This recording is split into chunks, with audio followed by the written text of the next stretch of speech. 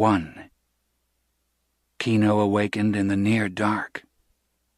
The stars still shone, and the day had drawn only a pale wash of light in the lower sky to the east. The roosters had been crowing for some time, and the early pigs were already beginning their ceaseless turning of twigs and bits of wood to see whether anything to eat had been overlooked. Outside the brush house in the tuna clump, a covey of little birds chittered and flurried with their wings. Kino's eyes opened, and he looked first at the lightening square which was the door, and then he looked at the hanging box where Coyotito slept. And last he turned his head to Juana, his wife, who lay beside him on the mat, her blue head shawl over her nose and over her breasts and around the small of her back. Juana's eyes were open, too. Kino could never remember seeing them closed when he awakened. Her dark eyes made little reflected stars. She was looking at him as she was always looking at him when he awakened. Kino heard the little splash of morning waves on the beach. It was very good. Kino closed his eyes again to listen to his music. Perhaps he alone did this, and perhaps all of his people did it. His people had once been great makers of songs, so that everything they saw or thought or did or heard became a song. That was very long ago. The songs remained. Kino knew them, but no new songs were added. That does not mean that there were no personal songs. In Kino's head there was a song now, clear and soft, and if he had been able to speak of it, he would have called it the Song of the Family. His blanket was over his nose to protect him from the dank air. His eyes flicked to a rustle beside him. It was Juana arising almost soundlessly. On her hard, bare feet she went to the hanging box where Coyotito slept, and she leaned over and said a little reassuring word. Coyotito looked up for a moment and closed his eyes and slept again. Juana went to the fire pit and uncovered a coal and fanned it alive while she broke little pieces of brush over it. Now Kino got up and wrapped his blanket about his head and nose and shoulders.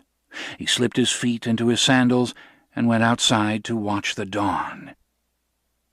Outside the door he squatted down and gathered the blanket ends about his knees. He saw the specks of Gulf clouds flame high in the air.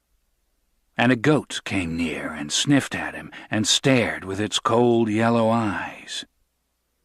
Behind him Juana's fire leaped into flame and threw spears of light through the chinks of the brush-house wall and through a wavering square of light out the door.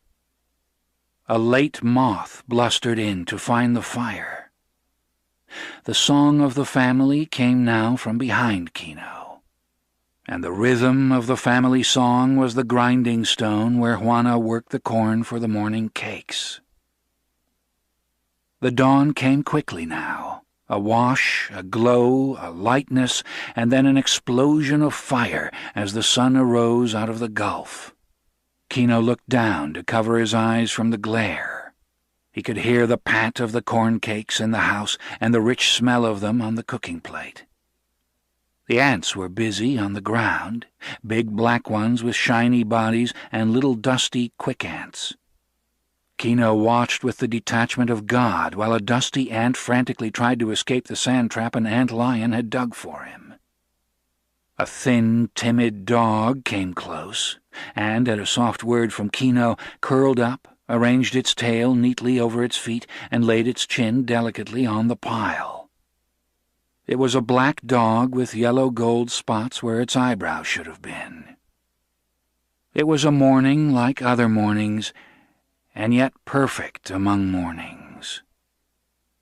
Kino heard the creak of the rope when Juana took Coyotito out of his hanging box and cleaned him and hammocked him in her shawl in a loop that placed him close to her breast. Kino could see these things without looking at them. Juana sang softly an ancient song that had only 3 notes and yet endless variety of interval. And this was part of the family song, too. It was all part. Sometimes it rose to an aching chord that caught the throat, saying, "This is safety. This is warmth. This is the whole." Across the brush fence were other brush houses, and the smoke came from them too, and the sound of breakfast. But those were other songs. Their pigs were other pigs. Their wives were not Juana. Kino was young and strong, and his black hair hung over his brown forehead. His eyes were warm and fierce and bright, and his mustache was thin and coarse. He lowered his blanket from his nose now, for the dark, poisonous air was gone, and the yellow sunlight fell on the house. Near the brush fence, two roosters bowed and feinted at each other with squared wings and neck feathers roughed out. It would be a clumsy fight. They were not game chickens. Kino watched them for a moment, and then his eyes went up to a flight of wild doves twinkling inland to the hills. The world was awake now, and Kino arose and went into his brush house. As he came through the door, Juana stood up from the glowing fire pit. She put Coyotito back in his hanging box, and then she combed her black hair and braided it in 2 braids and tied the ends with thin green ribbon. Kino squatted by the fire pit and rolled a hot corn cake and dipped it in sauce and ate it. And he drank a little pulque, and that was breakfast. That was the only breakfast he had ever known outside of feast days, and one incredible fiesta on cookies that had nearly killed him.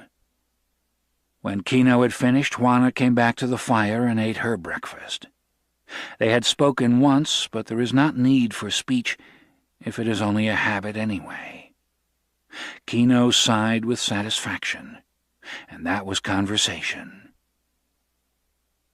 The sun was warming the brush house, breaking through its crevices in long streaks, and one of the streaks fell on the hanging box where Coyotito lay, and on the ropes that held it. It was a tiny movement that drew their eyes to the hanging box. Kino and Juana froze in their positions. Down the rope that hung the baby's box from the roof support, a scorpion moved slowly. His stinging tail was straight out behind him, but he could whip it up in a flash of time. Kino's breath whistled in his nostrils, and he opened his mouth to stop it. And then the startled look was gone from him, and the rigidity from his body. In his mind a new song had come, the song of evil, the music of the enemy, of any foe of the family, a savage, secret, dangerous melody, and underneath the song of the family cried plaintively. The scorpion moved delicately down the rope toward the box. Under her breath, Juana repeated an ancient magic to guard against such evil, and on top of that she muttered a Hail Mary between clenched teeth. But Kino was in motion. His body glided quietly across the room, noiselessly and smoothly. His hands were in front of him, palms down, and his eyes were on the scorpion. Beneath it in the hanging box, Coyotito laughed and reached up his hand toward it. It sensed danger when Kino was almost within reach of it. It stopped, and its tail rose up over its back in little jerks, and the curved thorn on the tail's end glistened. Kino stood perfectly still. He could hear Juana whispering the old magic again, and he could hear the evil music of the enemy. He could not move until the scorpion moved, and it felt for the source of the death that was coming to it. Kino's hand went forward very slowly, very smoothly. The thorn tail jerked upright, and at that moment the laughing Coyotito shook the rope and the scorpion fell. Kino's hand leaped to catch it, but it fell past his fingers, fell on the baby's shoulder, landed and struck. Then, snarling, Kino had it in his fingers, rubbing it to a paste in his hands. He threw it down and beat it into the earth floor with his fist, and Coyotito screamed with pain in his box. But Kino beat and stamped the enemy until it was only a fragment and a moist place in the dirt. His teeth were bared, and fury flared in his eyes, and the song of the enemy roared in his ears. But Juana had the baby in her arms now. She found the puncture with redness starting from it already. She put her lips down over the puncture and sucked hard and spat and sucked again while Coyotito screamed. Kino hovered. He was helpless. He was in the way. The screams of the baby brought the neighbors. Out of their brush houses they poured. Kino's brother, Juan Tomas, and his fat wife, Apollonia, and their 4 children crowded in the door and blocked the entrance, while behind them others tried to look in, and one small boy crawled among legs to have a look. And those in front passed the word back to those behind. "Scorpion, the baby has been stung." Juana stopped sucking the puncture for a moment. The little hole was slightly enlarged, and its edges whitened from the sucking, but the red swelling extended farther around it in a hard, lymphatic mound. And all of these people knew about the scorpion. An adult might be very ill from the sting, but a baby could easily die from the poison. First they knew would come swelling and fever and tightened throat, and then cramps in the stomach, and then Coyotito might die if enough of the poison had gone in. But the stinging pain of the bite was going away. Coyotito's screams turned to moans. Kino had wondered often at the iron in his patient, fragile wife. She who was obedient and respectful and cheerful and patient, she could arch her back in child pain with hardly a cry. She could stand fatigue and hunger almost better than Kino himself. In the canoe she was like a strong man. And now she did a most surprising thing. "The doctor," she said. "Go to get the doctor." The word was passed out among the neighbors where they stood close-packed in the little yard behind the brush fence. And they repeated among themselves, "Juana wants the doctor." A wonderful thing, a memorable thing to want the doctor. To get him would be a remarkable thing. The doctor never came to the cluster of brush houses. Why should he, when he had more than he could do to take care of the rich people who lived in the stone and plaster houses of the town? He would not come, the people in the yard said. He would not come, the people in the door said, and the thought got into Kino. The doctor would not come, Kino said to Juana. She looked up at him, her eyes as cold as the eyes of a lioness. This was Juana's first baby. This was nearly everything there was in Juana's world. And Kino saw her determination, and the music of the family sounded in his head with a steely tone. "Then we will go to him," Juana said. And with one hand she arranged her dark blue shawl over her head, and made of one end of it a sling to hold the moaning baby, and made of the other end of it a shade over his eyes to protect him from the light. The people in the door pushed against those behind to let her through. Kino followed her. They went out of the gate to the rutted path, and the neighbors followed them. The thing had become a neighborhood affair. They made a quick, soft-footed procession into the center of the town. First Juana and Kino, and behind them Juan Tomas and Apollonia, her big stomach jiggling with the strenuous pace. Then all the neighbors, with the children trotting on the flanks. And the yellow sun threw their black shadows ahead of them, so that they walked on their own shadows. They came to the place where the brush houses stopped, and the city of stone and plaster began. The city of harsh outer walls and inner cool gardens, where a little water played and the bougainvillea crusted the walls with purple and brick red and white. They heard from the secret gardens the singing of caged birds, and heard the splash of cooling water on hot flagstones. The procession crossed the blinding plaza and passed in front of the church. It had grown now, and on the outskirts the hurrying newcomers were being softly informed how the baby had been stung by a scorpion, how the father and mother were taking it to the doctor. and the newcomers, particularly the beggars from the front of the church who were great experts in financial analysis, looked quickly at Juana's old blue skirt, saw the tears in her shawl, appraised the green ribbon on her braids, read the age of Kino's blanket and the 1,000 washings of his clothes, and set them down as poverty people, and went along to see what kind of drama might develop. The 4 beggars in front of the church knew everything in the town. They were students of the expressions of young women as they went into confession, and they saw them as they came out and read the nature of the sin. They knew every little scandal and some very big crimes. They slept at their posts in the shadow of the church so that no one crept in for consolation without their knowledge. And they knew the doctor. They knew his ignorance, his cruelty, his avarice, his appetites, his sins. They knew his clumsy abortions and the little brown pennies he gave sparingly for alms. They had seen his corpses go into the church. And since early Mass was over and business was slow, they followed the procession, these endless searchers after perfect knowledge of their fellow men, to see what the fat, lazy doctor would do about an indigent baby with a scorpion bite. The scurrying procession came at last to the big gate in the wall of the doctor's house. They could hear the splashing water and the singing of caged birds and the sweep of the long brooms on the flagstones, and they could smell the frying of good bacon from the doctor's house. Kino hesitated a moment. This doctor was not of his people.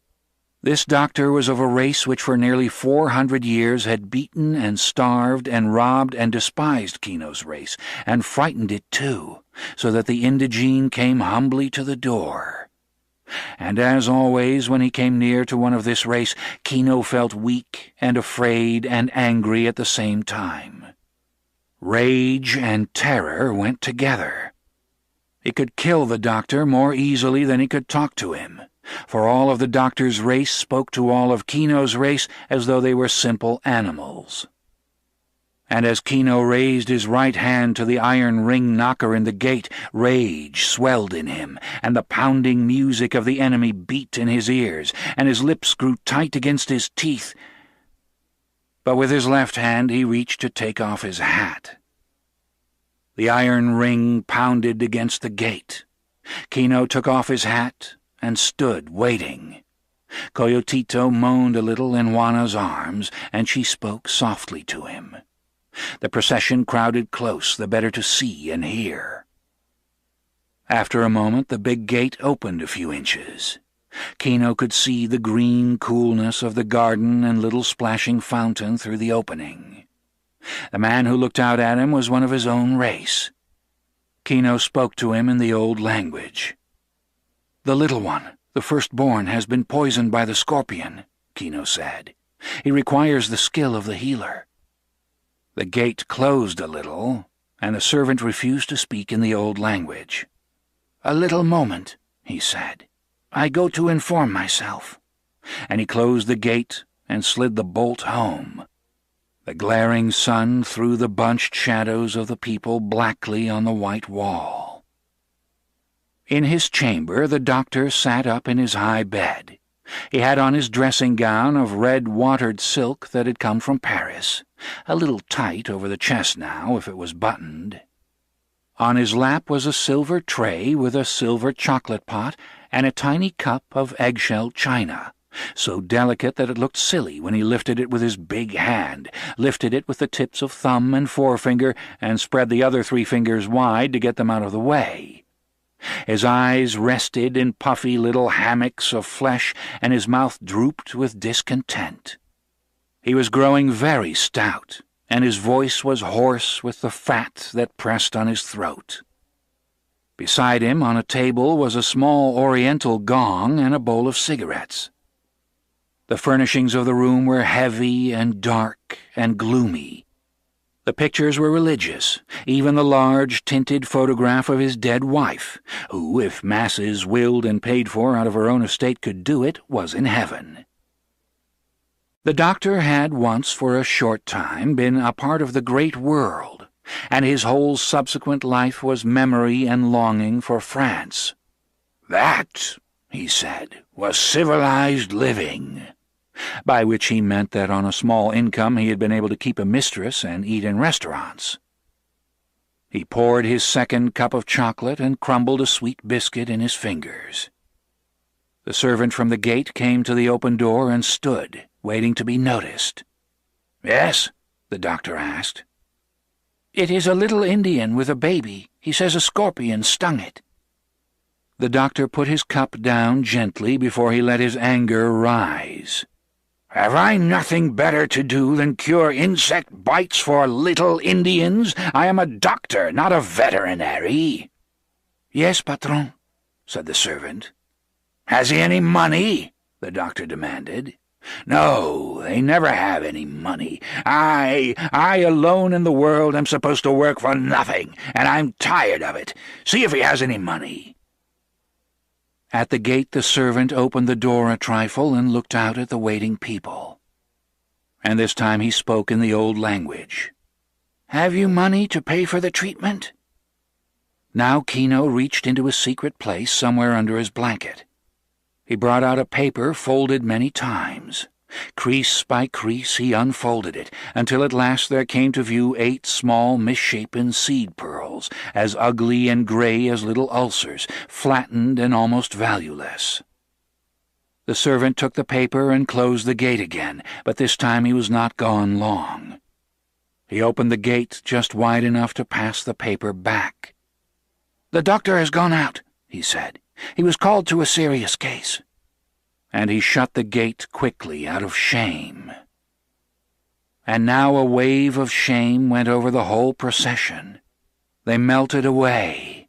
The beggars went back to the church steps, the stragglers moved off, and the neighbors departed so that the public shaming of Kino would not be in their eyes. For a long time Kino stood in front of the gate with Juana beside him. Slowly he put his suppliant hat on his head. Then, without warning, he struck the gate a crushing blow with his fist. He looked down in wonder at his split knuckles and at the blood that flowed down between his fingers. 2. The town lay on a broad estuary, its old yellow-plastered buildings hugging the beach. And on the beach the white and blue canoes that came from Nayarit were drawn up, canoes preserved for generations by a hard shell-like waterproof plaster whose making was a secret of the fishing people.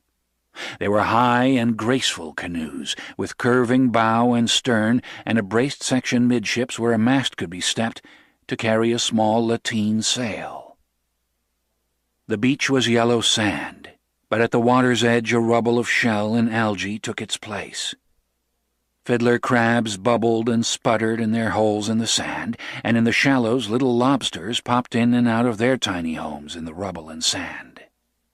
The sea bottom was rich with crawling and swimming and growing things.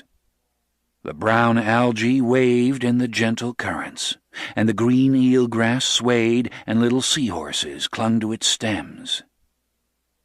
Spotted botete, the poison fish, lay on the bottom in the eelgrass beds, and the bright-colored swimming crabs scampered over them. On the beach the hungry dogs and the hungry pigs of the town searched endlessly for any dead fish or seabird that might have floated in on a rising tide. Although the morning was young, the hazy mirage was up. The uncertain air that magnified some things and blotted out others hung over the whole gulf, so that all sights were unreal and vision could not be trusted, so that sea and land had the sharp clarities and the vagueness of a dream. Thus it might be that the people of the Gulf trust things of the spirit and things of the imagination, but they do not trust their eyes to show them distance or clear outline or any optical exactness. Across the estuary from the town, one section of mangrove stood clear and telescopically defined, while another mangrove clump was a hazy black-green blob. Part of the far shore disappeared into a shimmer that looked like water. There was no certainty in seeing, no proof that what you saw was there or was not there. and the people of the Gulf expected all places were that way, and it was not strange to them. A copper haze hung over the water, and the hot morning sun beat on it and made it vibrate blindingly. The brush houses of the fishing people were back from the beach on the right-hand side of the town, and the canoes were drawn up in front of this area. Kino and Juana came slowly down to the beach and to Kino's canoe, which was the one thing of value he owned in the world. It was very old. Kino's grandfather had brought it from Nayarit, and he had given it to Kino's father, and so it had come to Kino. It was at once property and source of food, for a man with a boat can guarantee a woman that she will eat something. It is the bulwark against starvation. And every year Kino refinished his canoe with the hard shell-like plaster by the secret method that had also come to him from his father. Now he came to the canoe and touched the bow tenderly, as he always did. He laid his diving rock and his basket and the 2 ropes in the sand by the canoe, and he folded his blanket and laid it in the bow. Juana laid Coyotito on the blanket, and she placed her shawl over him so that the hot sun could not shine on him. He was quiet now, but the swelling on his shoulder had continued up his neck and under his ear, and his face was puffed and feverish. Juana went to the water and waded in. She gathered some brown seaweed and made a flat, damp poultice of it, and this she applied to the baby's swollen shoulder, which was as good a remedy as any, and probably better than the doctor could have done. But the remedy lacked his authority, because it was simple and didn't cost anything. The stomach cramps had not come to Coyotito. Perhaps Juana had sucked out the poison in time, but she had not sucked out her worry over her firstborn. She had not prayed directly for the recovery of the baby. She had prayed that they might find a pearl with which to hire the doctor to cure the baby, for the minds of people are as unsubstantial as the mirage of the Gulf. Now Kino and Juana slid the canoe down the beach to the water, and when the bow floated, Juana climbed in, while Kino pushed the stern in and waded beside it until it floated lightly and trembled on the little breaking waves. Then, in coordination, Juana and Kino drove their double-bladed paddles into the sea, and the canoe creased the water and hissed with speed. The other pearlers were gone out long since. In a few moments Kino could see them clustered in the haze riding over the oyster bed. Light filtered down through the water to the bed, where the frilly pearl oysters lay fastened to the rubbly bottom, a bottom strewn with shells of broken, opened oysters. This was the bed that had raised the King of Spain to be a great power in Europe in past years, had helped to pay for his wars, and had decorated the churches for his soul's sake. The gray oysters with ruffles like skirts on the shells, the barnacle-crusted oysters with little bits of weed clinging to the skirts and small crabs climbing over them. An accident could happen to these oysters. A grain of sand could lie in the folds of muscle and irritate the flesh, until, in self-protection, the flesh coated the grain with a layer of smooth cement. But once started, the flesh continued to coat the foreign body until it fell free in some tidal flurry or until the oyster was destroyed. For centuries men had dived down and torn the oysters from the beds and ripped them open, looking for the coated grains of sand. Swarms of fish lived near the bed to live near the oysters thrown back by the searching men and to nibble at the shining inner shells. But the pearls were accidents, and the finding of one was luck, a little pat on the back by God or the gods, or both.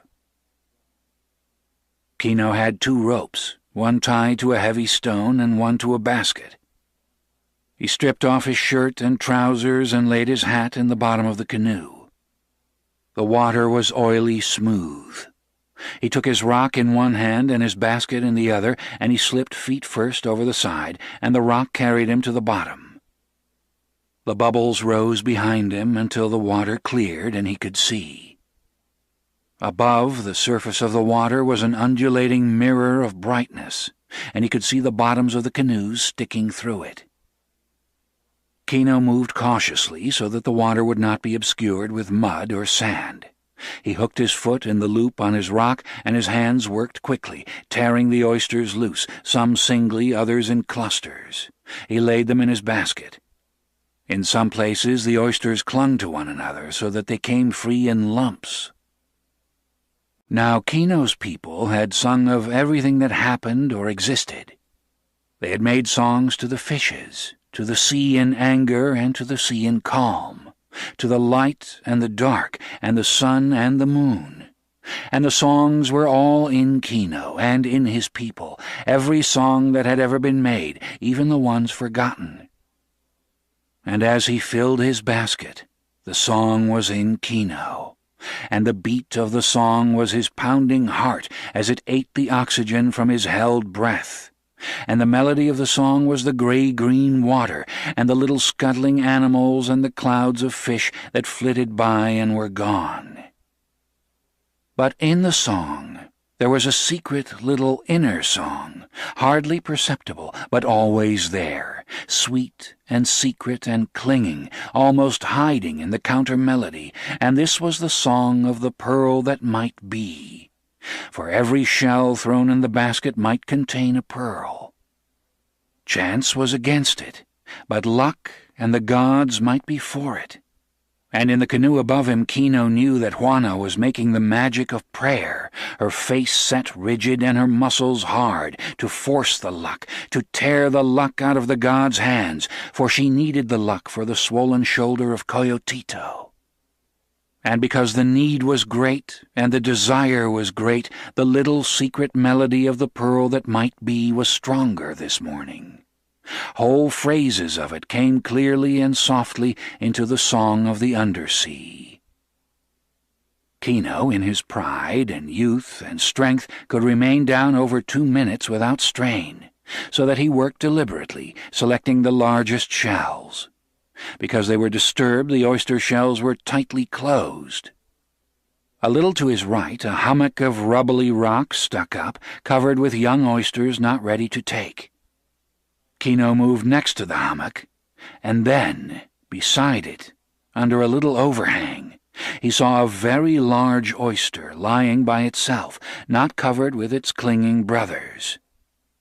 The shell was partly open, for the overhang protected this ancient oyster, and in the lip-like muscle Kino saw a ghostly gleam, and then the shell closed down.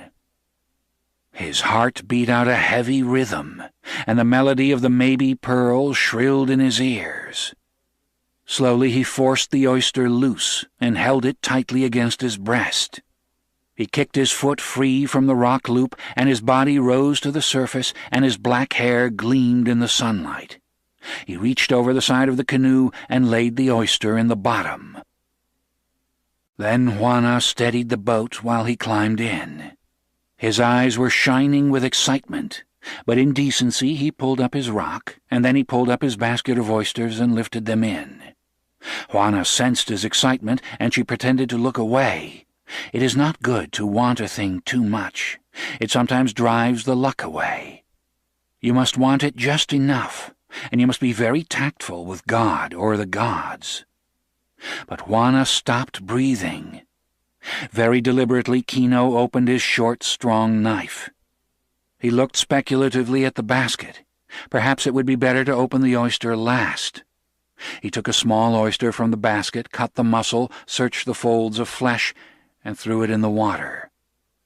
Then he seemed to see the great oyster for the first time. He squatted in the bottom of the canoe, picked up the shell, and examined it. The flutes were shining black to brown, and only a few small barnacles adhered to the shell. Now Kino was reluctant to open it. What he had seen, he knew, might be a reflection, a piece of flat shell accidentally drifted in, or a complete illusion. In this gulf of uncertain light, there were more illusions than realities. But Juana's eyes were on him, and she could not wait. She put her hand on Coyotito's covered head. "Open it," she said softly. Kino deftly slipped his knife into the edge of the shell. Through the knife he could feel the muscle tighten hard. He worked the blade lever-wise, and the closing muscle parted and the shell fell apart. The lip-like flesh writhed up and then subsided. Kino lifted the flesh, and there it lay, the great pearl, perfect as the moon. It captured the light and refined it and gave it back in silver incandescence. It was as large as a seagull's egg. It was the greatest pearl in the world. Juana caught her breath and moaned a little, and to Kino the secret melody of the maybe pearl broke clear and beautiful, rich and warm and lovely, glowing and gloating and triumphant. In the surface of the great pearl he could see dream forms. He picked the pearl from the dying flesh and held it in his palm, and he turned it over and saw that its curve was perfect. Juana came near to stare at it in his hand, and it was the hand he had smashed against the doctor's gate, and the torn flesh of the knuckles was turned grayish-white by the sea-water. Instinctively Juana went to Coyotito, where he lay on his father's blanket. She lifted the poultice of seaweed and looked at the shoulder. "Kino!" she cried shrilly. He looked past his pearl, and he saw that the swelling was going out of the baby's shoulder. The poison was receding from its body. Then Kino's fist closed over the pearl, and his emotion broke over him. He put back his head and howled. His eyes rolled up, and he screamed, and his body was rigid. The men in the other canoes looked up, startled, and then they dug their paddles into the sea and raced toward Kino's canoe. This ends Disc 1. The Pearl, Disc 2. 3. A town is a thing like a colonial animal. A town has a nervous system and a head and shoulders and feet. A town is a thing separate from all other towns, so that there are no two towns alike. And a town has a whole emotion. How news travels through a town is a mystery not easily to be solved. News seems to move faster than small boys can scramble and dart to tell it, faster than women can call it over the fences. Before Kino and Juana and the other fishers had come to Kino's brush house, the nerves of the town were pulsing and vibrating with the news. Kino had found the pearl of the world. Before panting little boys could strangle out the words, their mothers knew it. The news swept on past the brush houses, and it washed in a foaming wave into the town of stone and plaster. It came to the priest walking in his garden, and it put a thoughtful look in his eyes, and a memory of certain repairs necessary to the church. He wondered what the pearl would be worth, and he wondered whether he had baptized Kino's baby, or married him for that matter. The news came to the shopkeepers, and they looked at men's clothes that had not sold so well. The news came to the doctor, where he sat with a woman whose illness was age, though neither she nor the doctor would admit it. And when it was made plain who Kino was, the doctor grew stern and judicious at the same time. "He is a client of mine," the doctor said. "I am treating his child for a scorpion sting." And the doctor's eyes rolled up a little in their fat hammocks, and he thought of Paris. He remembered the room he had lived in there as a great and luxurious place, and he remembered the hard-faced woman who had lived with him as a beautiful and kind girl, although she had been none of these three. The doctor looked past his aged patient and saw himself sitting in a restaurant in Paris, and a waiter was just opening a bottle of wine. The news came early to the beggars in front of the church, and it made them giggle a little with pleasure, for they knew that there is no almsgiver in the world like a poor man who is suddenly lucky. Kino had found the pearl of the world. In the town, in little offices, sat the men who bought pearls from the fishers. They waited in their chairs until the pearls came in, and then they cackled and fought and shouted and threatened until they reached the lowest price the fishermen would stand. But there was a price below which they dared not go, for it had happened that a fisherman in despair had given his pearls to the church. And when the buying was over, these buyers sat alone, and their fingers played restlessly with the pearls, and they wished they owned the pearls. For there were not many buyers, really. There was only one, and he kept these agents in separate offices to give a semblance of competition. The news came to these men, and their eyes squinted and their fingertips burned a little, and each one thought how the patron could not live forever and someone had to take his place. And each one thought how with some capital he could get a new start. All manner of people grew interested in Kino, people with things to sell and people with favors to ask. Kino had found the pearl of the world. The essence of pearl mixed with essence of men, and a curious dark residue was precipitated. Every man suddenly became related to Kino's pearl, and Kino's pearl went into the dreams, the speculations, the schemes, the plans, the futures, the wishes, the needs, the lusts, the hungers of everyone. And only one person stood in the way, and that was Kino, so that he became curiously every man's enemy. The news stirred up something infinitely black and evil in the town. The black distillate was like the scorpion, or like hunger in the smell of food, or like loneliness when love is withheld. The poison sacks of the town began to manufacture venom, and the town swelled and puffed with the pressure of it. But Kino and Juana did not know these things. Because they were happy and excited, they thought everyone shared their joy. Juan Tomas and Apollonia did, and they were the world too. In the afternoon, when the sun had gone over the mountains of the peninsula to sink in the outward sea, Kino squatted in his house with Juana beside him, and the brush house was crowded with neighbors. Kino held the great pearl in his hand, and it was warm and alive in his hand. And the music of the pearl had merged with the music of the family, so that one beautified the other. The neighbors looked at the pearl in Kino's hand, and they wondered how such luck could come to any man. And Juan Tomas, who squatted on Kino's right hand because he was his brother, asked, "What will you do now that you have become a rich man?" Kino looked into his pearl, and Juana cast her eyelashes down and arranged her shawl to cover her face so that her excitement could not be seen. And in the incandescence of the pearl, the pictures formed of the things Kino's mind had considered in the past and had given up as impossible.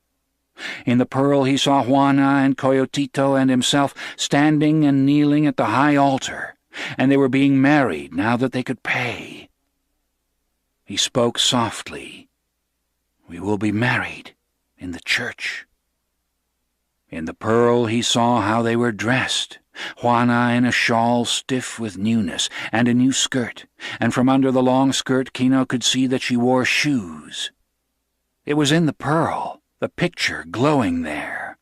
He himself was dressed in new white clothes, and he carried a new hat, not of straw but of fine black felt, and he too wore shoes, not sandals but shoes that laced. But Coyotito, he was the one. He wore a blue sailor suit from the United States and a little yachting cap such as Kino had seen once when a pleasure boat put into the estuary. All of these things Kino saw in the lucent pearl, and he said, "We will have new clothes." And the music of the pearl rose like a chorus of trumpets in his ears. Then to the lovely gray surface of the pearl came the little things Kino wanted. A harpoon to take the place of one lost a year ago, a new harpoon of iron with a ring in the end of the shaft, and, his mind could hardly make the leap, a rifle. But why not, since he was so rich? And Kino saw Kino in the pearl, Kino holding a Winchester carbine. It was the wildest daydreaming, and very pleasant. His lips moved hesitantly over this. "A rifle," he said. "Perhaps a rifle." It was the rifle that broke down the barriers. This was an impossibility, and if he could think of having a rifle, whole horizons were burst, and he could rush on. For it is said that humans are never satisfied, that you give them one thing and they want something more. And this is said in disparagement, whereas it is one of the greatest talents the species has, and one that made it superior to animals that are satisfied with what they have. The neighbors, close pressed and silent in the house, nodded their heads at his wild imaginings, and a man in the rear murmured, "A rifle, he will have a rifle." But the music of the pearl was shrilling with triumph in Kino. Juana looked up, and her eyes were wide at Kino's courage and at his imagination. And electric strength had come to him, now the horizons were kicked out. In the pearl he saw Coyotito sitting at a little desk in a school, just as Kino had once seen it through an open door. And Coyotito was dressed in a jacket, and he had on a white collar and a broad silken tie. Moreover, Coyotito was writing on a big piece of paper. Kino looked at his neighbors fiercely. "My son will go to school," he said, and the neighbors were hushed. Juana caught her breath sharply. Her eyes were bright as she watched him, and she looked quickly down at Coyotito in her arms to see whether this might be possible. But Kino's face shone with prophecy.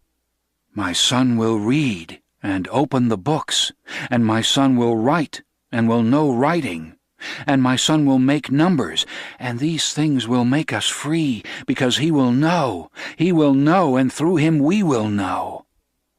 And in the pearl Kino saw himself and Juana squatting by the little fire in the brush hut, while Coyotito read from a great book. "This is what the pearl will do," said Kino. And he had never said so many words together in his life, and suddenly he was afraid of his talking. His hand closed down over the pearl and cut the light away from it. Kino was afraid, as a man is afraid who says, "I will," without knowing. Now the neighbors knew they had witnessed a great marvel. They knew that time would now date from Kino's pearl, and that they would discuss this moment for many years to come. If these things came to pass, they would recount how Kino looked and what he said, and how his eyes shone, and they would say he was a man transfigured. Some power was given to him, and there it started. You see what a great man he has become, starting from that moment, and I myself saw it. And if Kino's planning came to nothing, those same neighbors would say there it started. A foolish madness came over him, so that he spoke foolish words. God keep us from such things. Yes, God punished Kino, because he rebelled against the way things are. You see what has become of him, and I myself saw the moment when his reason left him. Kino looked down at his closed hand, and the knuckles were scabbed over and tight where he had struck the gate. Now the dusk was coming, and Juana looped her shawl under the baby so that he hung against her hip, and she went to the fire hole and dug a coal from the ashes and broke a few twigs over it and fanned a flame alive. The little flames danced on the faces of the neighbors. They knew they should go to their own dinners, but they were reluctant to leave. The dark was almost in, and Juana's fire threw shadows on the brush walls when the whisper came in, passed from mouth to mouth. "The father is coming. The priest is coming." The men uncovered their heads and stepped back from the door, and the women gathered their shawls about their faces and cast down their eyes. Kino and Juan Tomas, his brother, stood up. The priest came in, a graying, aging man with an old skin and a young, sharp eye. Children, he considered these people, and he treated them like children. "Kino," he said softly, "thou art named after a great man and a great father of the church." He made it sound like a benediction. "Thy namesake tamed the desert and sweetened the minds of thy people. Didst thou know that? It is in the books." Kino looked quickly down at Coyotito's head, where he hung on Juana's hip. Some day, his mind said, that boy would know what things were in the books and what things were not. The music had gone out of Kino's head, but now, thinly, slowly, the melody of the morning, the music of evil, of the enemy, sounded. But it was faint and weak, and Kino looked at his neighbors to see who might have brought this song in. But the priest was speaking again. "It has come to me that thou hast found a great fortune, a great pearl." Kino opened his hand and held it out, and the priest gasped a little at the size and beauty of the pearl. And then he said, "I hope thou wilt remember to give thanks, my son, to him who has given thee this treasure, and to pray for guidance in the future." Kino nodded dumbly, and it was Juana who spoke softly. "We will, father, and we will be married now. Kino has said so." She looked at the neighbors for confirmation, and they nodded their heads solemnly. The priest said, "It is pleasant to see that your first thoughts are good thoughts. God bless you, my children." He turned and left quietly, and the people let him through. But Kino's hand had closed tightly on the pearl again, and he was glancing about suspiciously, for the evil song was in his ears, shrilling against the music of the pearl. The neighbors slipped away to go to their houses, and Juana squatted by the fire and set her clay pot of boiled beans over the little flame. Kino stepped to the doorway and looked out. As always, he could smell the smoke from many fires, and he could see the hazy stars and feel the damp of the night air, so that he covered his nose from it.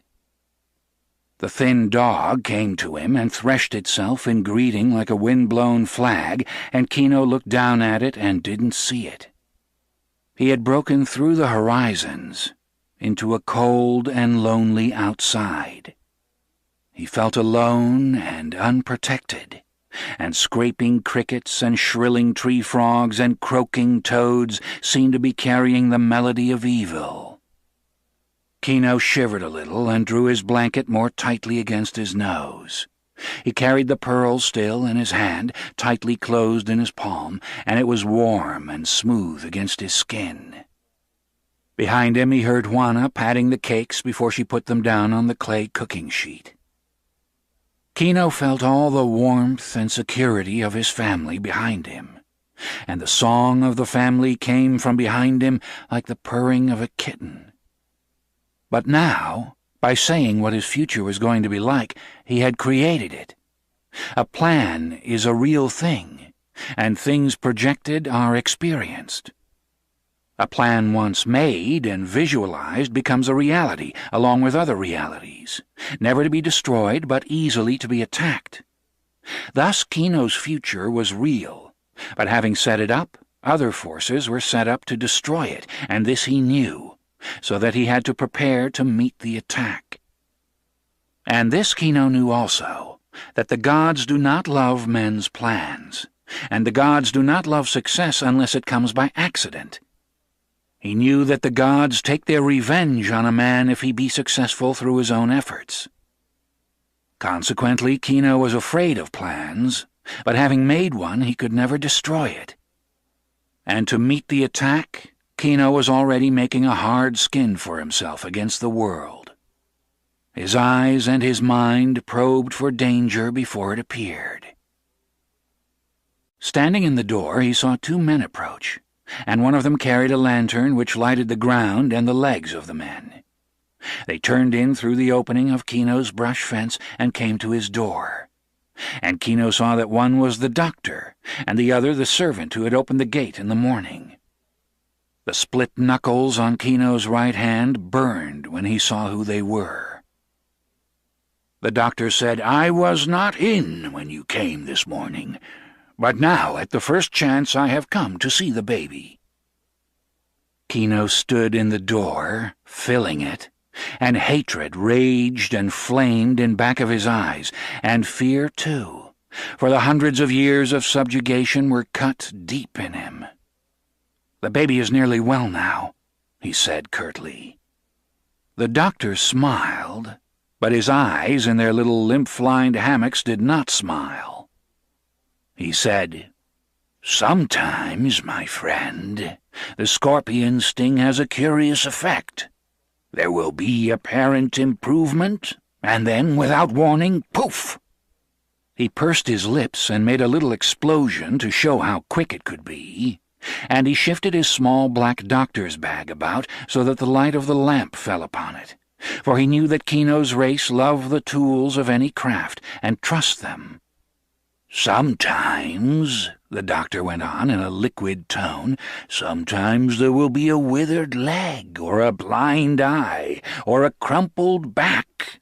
Oh, I know the sting of the scorpion, my friend, and I can cure it." Kino felt the rage and hatred melting toward fear. He did not know, and perhaps this doctor did, and he could not take the chance of pitting his certain ignorance against this man's possible knowledge. He was trapped, as his people were always trapped, and would be until, as he had said, they could be sure that the things in the books were really in the books. He could not take a chance, not with the life or with the straightness of Coyotito. He stood aside and let the doctor and his man enter the brush hut. Juana stood up from the fire and backed away as he entered, and she covered the baby's face with the fringe of her shawl. And when the doctor went to her and held out his hand, she clutched the baby tight and looked at Kino where he stood with the fire shadows leaping on his face.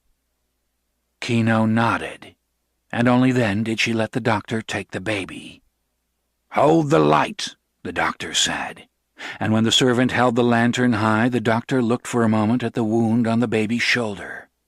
He was thoughtful for a moment, and then he rolled back the baby's eyelid and looked at the eyeball. He nodded his head, while Coyotito struggled against him. "It is as I thought," he said. "The poison has gone inward, and it will strike soon. Come look." He held the eyelid down. "See, it is blue."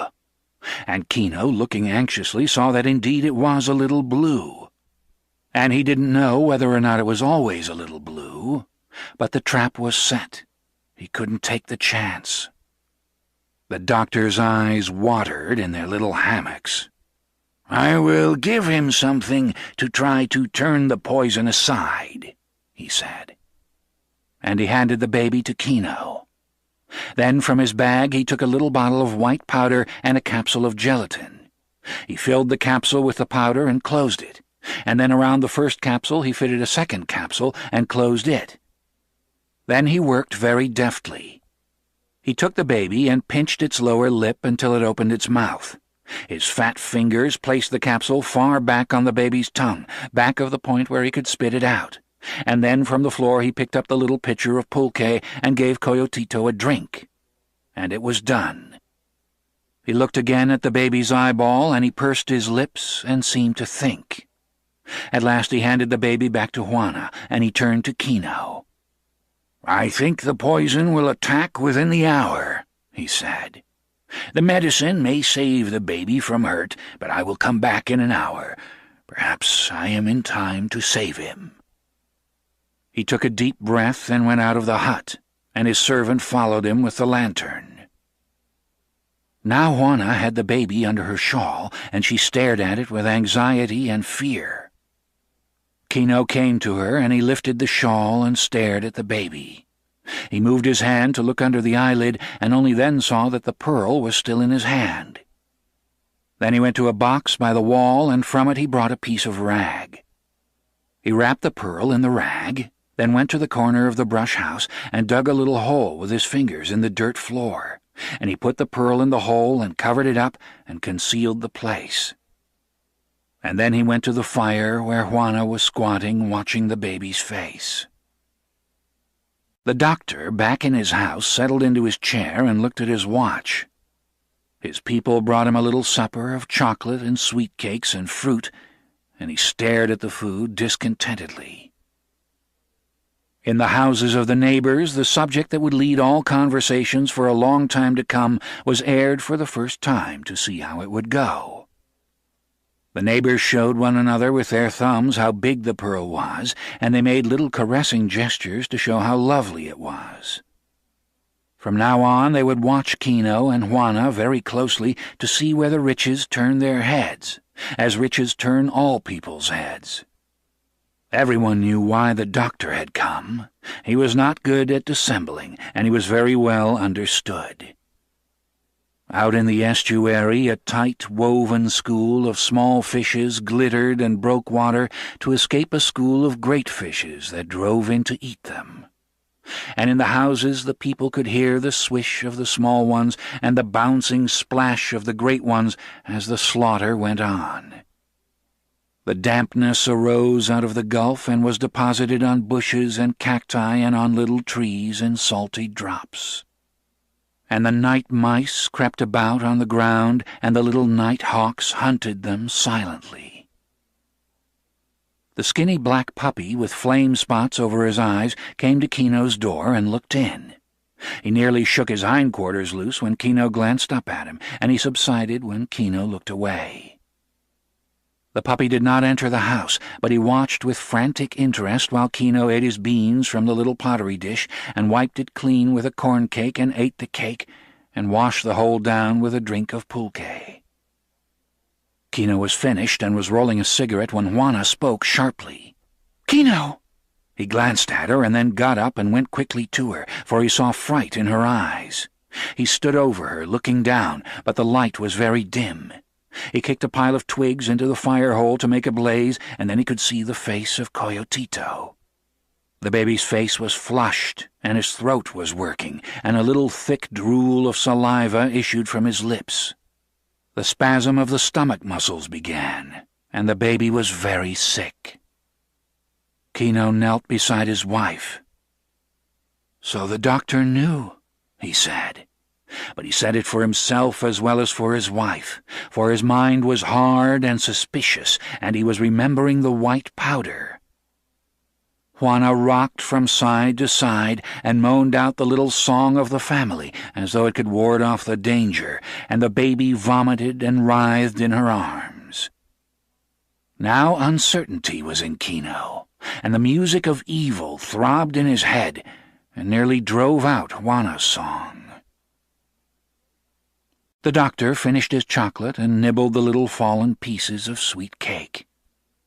He brushed his fingers on a napkin, looked at his watch, arose, and took up his little bag.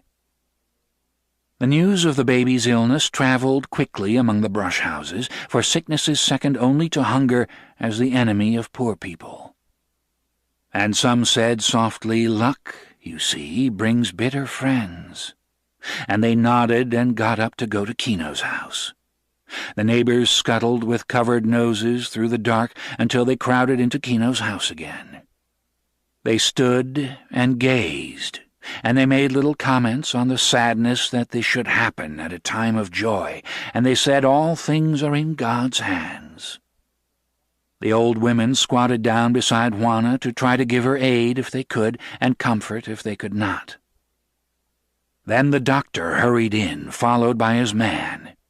He scattered the old women like chickens. He took the baby and examined it and felt its head. "The poison has worked," he said. "I think I can defeat it. I will try my best." He asked for water, and in the cup of it he put 3 drops of ammonia, and he pried open the baby's mouth and poured it down. The baby spluttered and screeched under the treatment, and Juana watched him with haunted eyes. The doctor spoke a little as he worked. "It is lucky that I know about the poison of the scorpion, otherwise—" and he shrugged to show what could have happened. But Kino was suspicious, and he could not take his eyes from the doctor's open bag and from the bottle of white powder there. Gradually the spasms subsided, and the baby relaxed under the doctor's hands. And then Coyotito sighed deeply and went to sleep, for he was very tired with vomiting. The doctor put the baby in Juana's arms. "He will get well now," he said. "I have won the fight." And Juana looked at him with adoration. The doctor was closing his bag now. He said, "When do you think you can pay this bill?" He said it even kindly. "When I have sold my pearl, I will pay you," Kino said. "You have a pearl? A good pearl?" the doctor asked with interest. And then the chorus of the neighbors broke in. "He has found the pearl of the world," they cried, and they joined forefinger with thumb to show how great the pearl was. "Kino will be a rich man," they clamored. "It is a pearl such as one has never seen." The doctor looked surprised. "I had not heard of it. Do you keep this pearl in a safe place? Perhaps you would like me to put it in my safe." Kino's eyes were hooded now. His cheeks were drawn taut. "I have it secure," he said. "Tomorrow I will sell it, and then I will pay you." The doctor shrugged, and his wet eyes never left Kino's eyes. He knew the pearl would be buried in the house, and he thought Kino might look toward the place where it was buried. "It would be a shame to have it stolen before you could sell it," the doctor said, and he saw Kino's eyes flick involuntarily to the floor near the side-post of the brush house. When the doctor had gone and all the neighbors had reluctantly returned to their houses, Kino squatted beside the little glowing coals in the fire-hole and listened to the night sound, the soft sweep of the little waves on the shore and the distant barking of dogs, the creeping of the breeze through the brush-house roof, and the soft speech of his neighbors and their houses in the village. For these people do not sleep soundly all night. They awaken at intervals and talk a little and then go to sleep again. And after a while Kino got up and went to the door of his house. He smelled the breeze, and he listened for any foreign sound of secrecy or creeping, and his eyes searched the darkness, for the music of evil was sounding in his head, and he was fierce and afraid. After he had probed the night with his senses, he went to the place by the side-post where the pearl was buried, and he dug it up and brought it to his sleeping mat. And under his sleeping mat he dug another little hole in the dirt floor and buried the pearl and covered it up again. And Juana, sitting by the fire-hole, watched him with questioning eyes. And when he had buried his pearl, she asked, "Who do you fear?" Kino searched for a true answer, and at last he said, "Everyone." And he could feel a shell of hardness drawing over him. After a while they lay down together on the sleeping mat, and Juana did not put the baby in his box tonight, but cradled him in her arms and covered his face with her head shawl. And the last light went out of the embers in the fire-hole. But Kino's brain burned, even during his sleep, and he dreamed that Coyotito could read, that one of his own people could tell him the truth of things. And in his dream Coyotito was reading from a book as large as a house, with letters as big as dogs, and the words galloped and played on the book. And then darkness spread over the page, and with the darkness came the music of evil again, and Kino stirred in his sleep. And when he stirred, Juana's eyes opened in the darkness. And then Kino awakened, with the evil music pulsing in him, and he lay in the darkness with his ears alert. Then, from the corner of the house came a sound so soft that it might have been simply a thought, a little furtive movement, a touch of a foot on earth, the almost inaudible purr of controlled breathing. Kino held his breath to listen, and he knew that whatever dark thing was in his house was holding its breath too to listen. For a time no sound at all came from the corner of the brush house. Then Kino might have thought he had imagined the sound. But Juana's hand came creeping over to him in warning, and then the sound came again, the whisper of a foot on dry earth and the scratch of fingers in the soil. And now a wild fear surged in Kino's breast, and on the fear came rage, as it always did. Kino's hand crept into his breast where his knife hung on a string, and then he sprang like an angry cat, leaped striking and spitting for the dark thing he knew was in the corner of the house. He felt cloth, struck at it with his knife, and missed, and struck again and felt his knife go through cloth, and then his head crashed with lightning and exploded with pain. There was a soft scurry in the doorway and running steps for a moment, and then silence. Kino could feel warm blood running from his forehead, and he could hear Juana calling to him, "Kino! Kino!" and there was terror in her voice. Then coldness came over him as quickly as the rage had, and he said, "I am all right. The thing has gone." He groped his way back to the sleeping mat. Already Juana was working at the fire. She uncovered an ember from the ashes and shredded little pieces of corn husk over it and blew a little flame into the corn husks so that a tiny light danced through the hut. And then from a secret place, Juana brought a little piece of consecrated candle and lighted it at the flame and set it upright on a fireplace stone.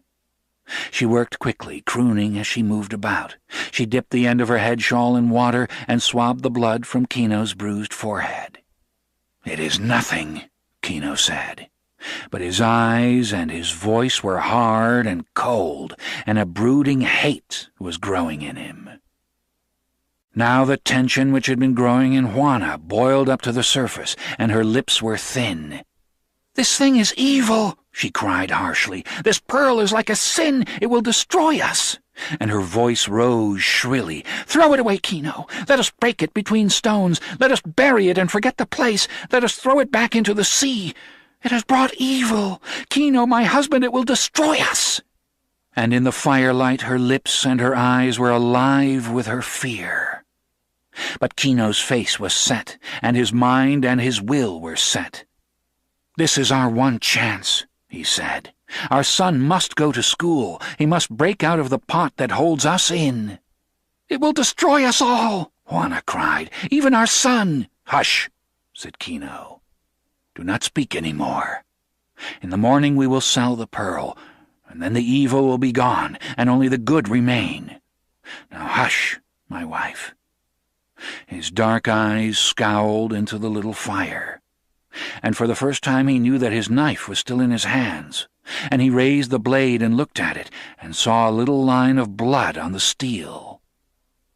For a moment he seemed about to wipe the blade on his trousers, but then he plunged the knife into the earth, and so cleansed it. The distant roosters began to crow, and the air changed, and the dawn was coming. The wind of the morning ruffled the water of the estuary and whispered through the mangroves, and the little waves beat on the rubbly beach with an increased tempo. Kino raised the sleeping mat and dug up his pearl and put it in front of him and stared at it. And the beauty of the pearl, winking and glimmering in the light of the little candle, cozened his brain with its beauty. So lovely it was, so soft, and its own music came from it, its music of promise and delight, its guarantee of the future, of comfort, of security. Its warm lucence promised a poultice against illness and a wall against insult. It closed a door on hunger. And as he stared at it, Kino's eyes softened and his face relaxed.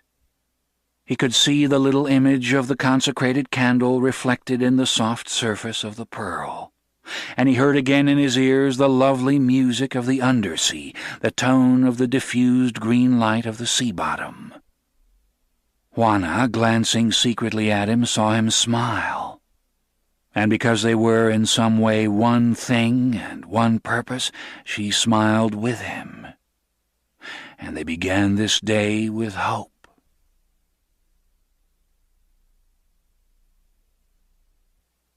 4. It is wonderful the way a little town keeps track of itself and of all its units. If every single man and woman, child and baby, acts and conducts itself in a known pattern, and breaks no walls, and differs with no one, and experiments in no way, and is not sick, and does not endanger the ease and peace of mind or steady, unbroken flow of the town, then that unit can disappear and never be heard of.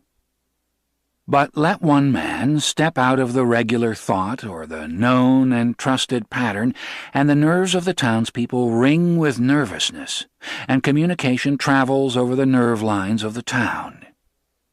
Then every unit communicates to the whole. Thus, in La Paz, it was known in the early morning through the whole town that Kino was going to sell his pearl that day. It was known among the neighbors in the brush huts, among the pearl fishermen. It was known among the Chinese grocery store owners. It was known in the church, for the altar boys whispered about it. Word of it crept in among the nuns. The beggars in front of the church spoke of it, for they would be there to take the tithe of the first fruits of the luck. The little boys knew about it with excitement, but most of all the pearl buyers knew about it. And when the day had come, in the offices of the pearl buyers, each man sat alone with his little black velvet tray, and each man rolled the pearls about with his fingertips and considered his part in the picture. It was supposed that the pearl buyers were individuals acting alone, bidding against one another for the pearls the fishermen brought in, and once it had been so. But this was a wasteful method, for often in the excitement of bidding for a fine pearl, too great a price had been paid to the fishermen. This was extravagant and not to be countenanced. Now there was only one pearl buyer with many hands, and the men who sat in their offices and waited for Kino knew what price they would offer, how high they would bid, and what method each one would use. And although these men would not profit beyond their salaries, there was excitement among the pearl buyers, for there was excitement in the hunt, and if it be a man's function to break down a price, then he must take joy and satisfaction in breaking it as far down as possible. For every man in the world functions to the best of his ability, and no one does less than his best, no matter what he may think about it. Quite apart from any reward they might get, from any word of praise, from any promotion, a pearl buyer was a pearl buyer, and the best and happiest pearl buyer was he who bought for the lowest prices. The sun was hot yellow that morning, and it drew the moisture from the estuary and from the Gulf, and hung it in shimmering scarves in the air, so that the air vibrated, and vision was insubstantial. A vision hung in the air to the north of the city, the vision of a mountain that was over 200 miles away, and the high slopes of this mountain were swaddled with pines, and a great stone peak arose above the timberline. And the morning of this day, the canoes lay lined up on the beach. The fishermen did not go out to dive for pearls, for there would be too much happening, too many things to see when Kino went to sell the great pearl. In the brush houses by the shore, Kino's neighbors sat long over their breakfasts, and they spoke of what they would do if they had found the pearl. And one man said that he would give it as a present to the Holy Father in Rome. Another said that he would buy masses for the souls of his family for 1,000 years. Another thought he might take the money and distribute it among the poor of La Paz. And a fourth thought of all the good things one could do with the money from the pearl, of all the charities, benefits, of all the rescues one could perform if one had money. All of the neighbors hoped that sudden wealth would not turn Kino's head, would not make a rich man of him, would not graft onto him the evil limbs of greed and hatred and coldness. For Kino was a well-liked man. It would be a shame if the pearl destroyed him. That good wife Juana, they said, and the beautiful baby Coyotito, and the others to come, what a pity it would be if the pearl should destroy them all. For Kino and Juana, this was the morning of mornings of their lives, comparable only to the day when the baby had been born. This was to be the day from which all other days would take their arrangement. Thus they would say, it was 2 years before we sold the pearl, or it was 6 weeks after we sold the pearl. Juana, considering the matter, threw caution to the winds, and she dressed Coyotito in the clothes she had prepared for his baptism, when there would be money for his baptism. And Juana combed and braided her hair, and tied the ends with 2 little bows of red ribbon, and she put on her marriage skirt and waist. The sun was quarter high when they were ready. Kino's ragged white clothes were clean, at least, and this was the last day of his raggedness. For tomorrow, or even this afternoon, he would have new clothes. The neighbors, watching Kino's door through the crevices in their brush houses, were dressed and ready too. There was no self-consciousness about their joining Kino and Juana to go pearl selling. It was expected. It was an historic moment. They would be crazy if they didn't go. It would be almost a sign of unfriendship. Juana put on her head shawl carefully, and she draped one long end under her right elbow and gathered it with her right hand, so that a hammock hung under her arm. And in this little hammock she placed Coyotito, propped up against the head shawl so that he could see everything and perhaps remember. Kino put on his large straw hat and felt it with his hand to see that it was properly placed, not on the back or side of his head like a rash, unmarried, irresponsible man, and not flat as an elder would wear it, but tilted a little forward to show aggressiveness and seriousness and vigor. There is a great deal to be seen in the tilt of a hat on a man. Kino slipped his feet into his sandals and pulled the thongs up over his heels. The great pearl was wrapped in an old soft piece of deerskin and placed in a little leather bag, and the leather bag was in a pocket in Kino's shirt. He folded his blanket carefully and draped it in a narrow strip over his left shoulder, and now they were ready. Kino stepped with dignity out of the house, and Juana followed him carrying Coyotito. And as they marched up the freshet-washed alley toward the town, the neighbors joined them. The houses belched people, the doorways spewed out children. But because of the seriousness of the occasion, only one man walked with Kino, and that was his brother, Juan Tomas. Juan Tomas cautioned his brother. "You must be careful to see they do not cheat you," he said. And, "Very careful," Kino agreed. "We do not know what prices are paid in other places," said Juan Tomas. "How can we know what is a fair price if we do not know what the pearl buyer gets for the pearl in another place?" "That is true," said Kino. "But how can we know? We are here, we are not there." As they walked up toward the city, the crowd grew behind them, and Juan Tomas, in pure nervousness, went on speaking. "Before you were born, Kino," he said, "the old ones thought of a way to get more money for their pearls. They thought it would be better if they had an agent who took all the pearls to the capital and sold them there and kept only his share of the profit." Kino nodded his head. "I know," he said. "It was a good thought." "And so they got such a man," said Juan Tomas, "and they pooled their pearls, and they started him off, and he was never heard of again, and the pearls were lost. Then they got another man, and they started him off, and he was never heard of again. And so they gave the whole thing up, and went back to the old way." "I know," said Kino. "I have heard our father tell of it. It was a good idea, but it was against religion, and the father made that very clear. The loss of the pearl was a punishment visited on those who tried to leave their station. And the father made it clear that each man and woman is like a soldier sent by God to guard some part of the castle of the universe. And some are in the ramparts, and some far deep in the darkness of the walls, but each one must remain faithful to his post, and must not go running about, else the castle is in danger from the assaults of hell." "I have heard him make that sermon," said Juan Tomas. "He makes it every year." The brothers, as they walked along, squinted their eyes a little, as they and their grandfathers and their great-grandfathers had done for 400 years, since first the strangers came with argument and authority and gunpowder to back up both. And in the 400 years Kino's people had learned only one defense, a slight slitting of the eyes and a slight tightening of the lips, and a retirement. Nothing could break down this wall, and they could remain whole within the wall.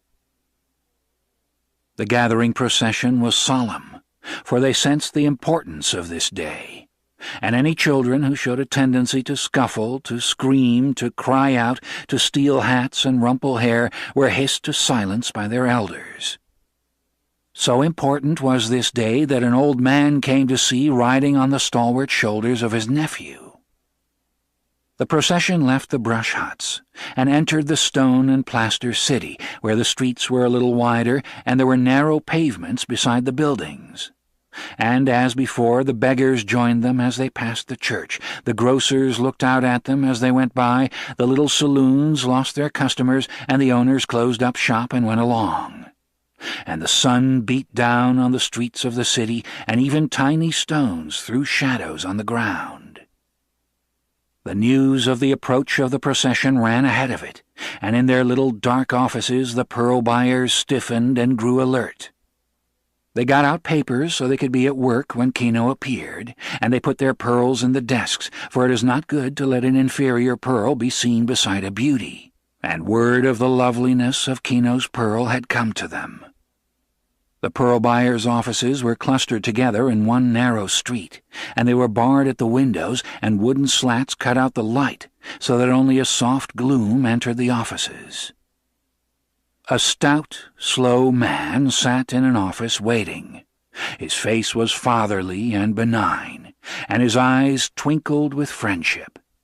He was a caller of good mornings, a ceremonious shaker of hands, a jolly man who knew all jokes, and yet who hovered close to sadness. For in the midst of a laugh he could remember the death of your aunt, and his eyes could become wet with sorrow for your loss. This morning he had placed a flower in a vase on his desk, a single scarlet hibiscus, and the vase sat beside the black velvet-lined pearl tray in front of him.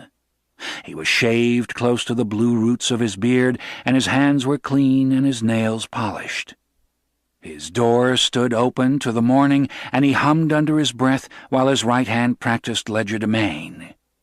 He rolled a coin back and forth over his knuckles and made it appear and disappear, made it spin and sparkle. The coin winked into sight and as quickly slipped out of sight, and the man did not even watch his own performance. The fingers did it all mechanically, precisely, while the man hummed to himself and peered out the door. Then he heard the tramp of feet of the approaching crowd, and the fingers of his right hand worked faster and faster, until, as the figure of Kino filled the doorway, the coin flashed and disappeared. "Good morning, my friend," the stout man said. "What can I do for you?" Kino stared into the dimness of the little office, for his eyes were squeezed from the outside glare. But the buyer's eyes had become as steady and cruel and unwinking as a hawk's eyes, while the rest of his face smiled in greeting, and secretly behind his desk his right hand practiced with the coin. "I have a pearl," said Kino, and Juan Tomas stood beside him and snorted a little at the understatement. The neighbors peered around the doorway, and a line of little boys clambered on the window bars and looked through. Several little boys, on their hands and knees, watched the scene around Kino's legs. "You have a pearl," the dealer said. "Sometimes a man brings in a dozen. Well, let us see your pearl. We will value it and give you the best price." And his fingers worked furiously with the coin. Now Kino instinctively knew his own dramatic effects.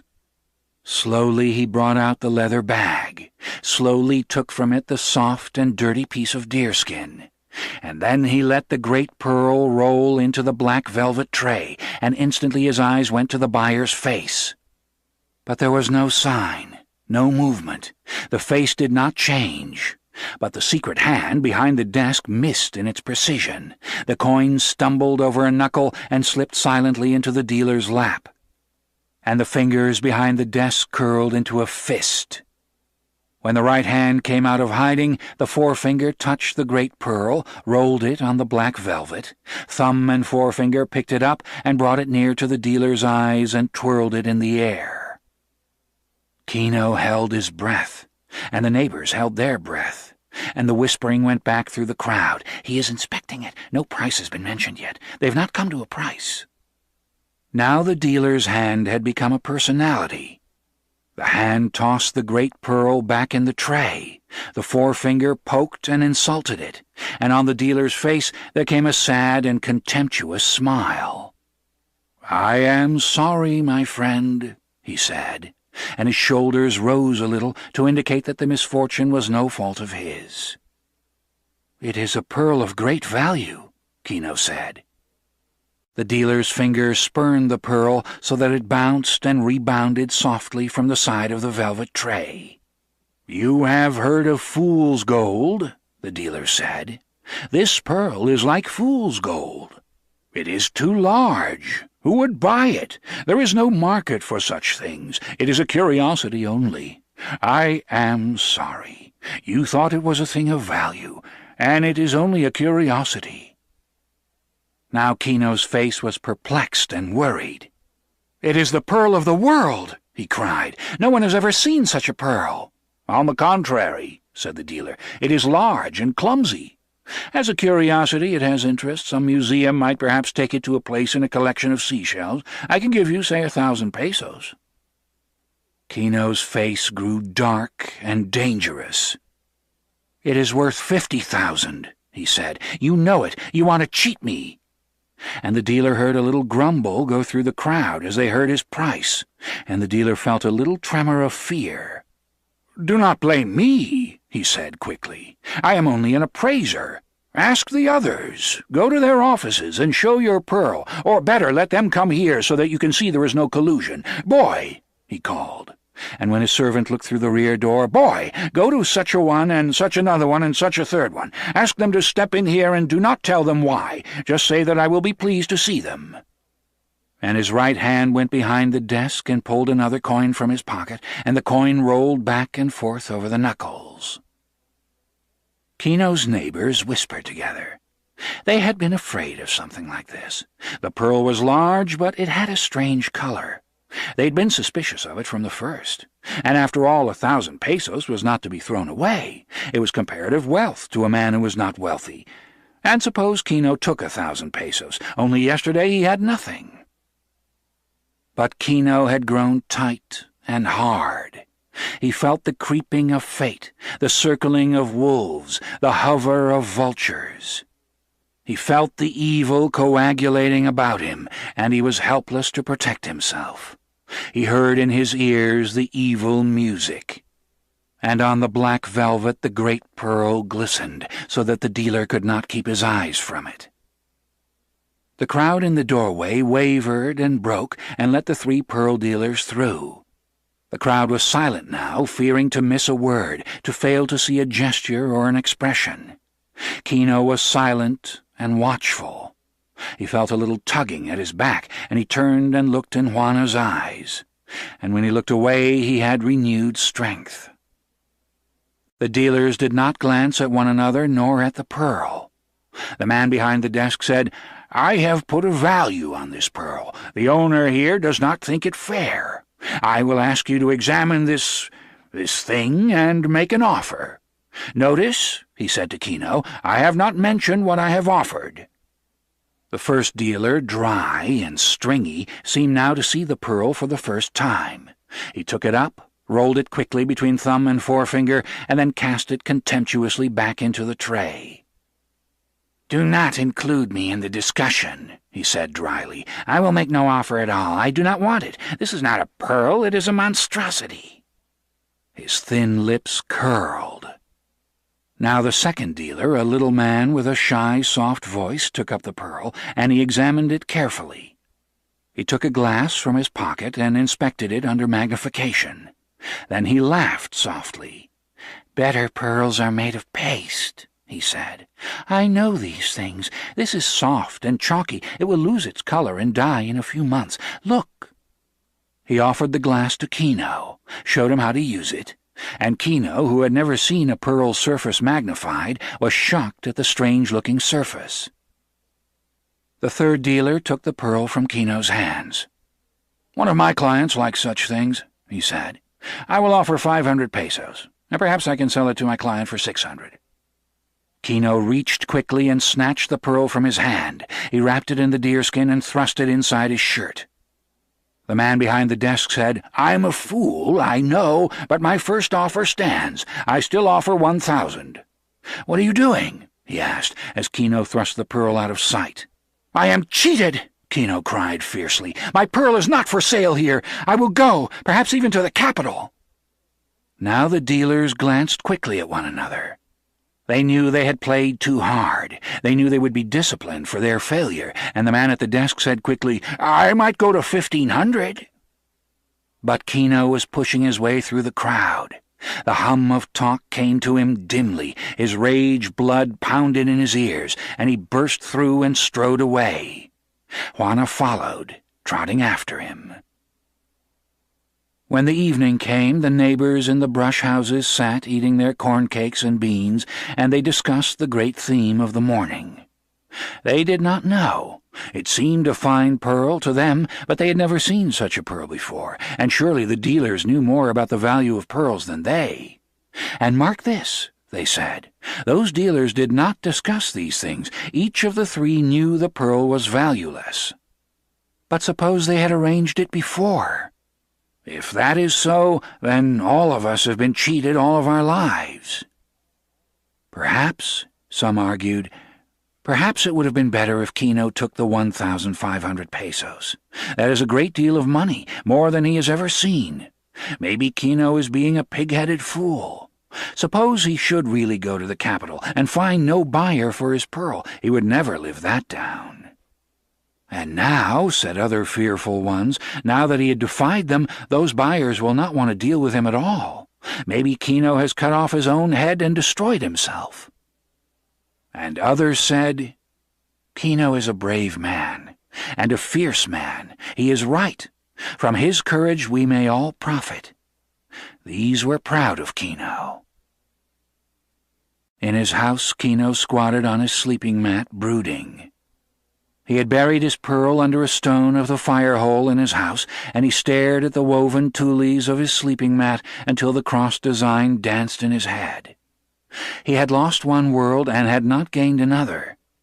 And Kino was afraid. Never in his life had he been far from home. He was afraid of strangers and of strange places. He was terrified of that monster of strangeness they called the capital. It lay over the water and through the mountains, over 1,000 miles, and every strange, terrible mile was frightening.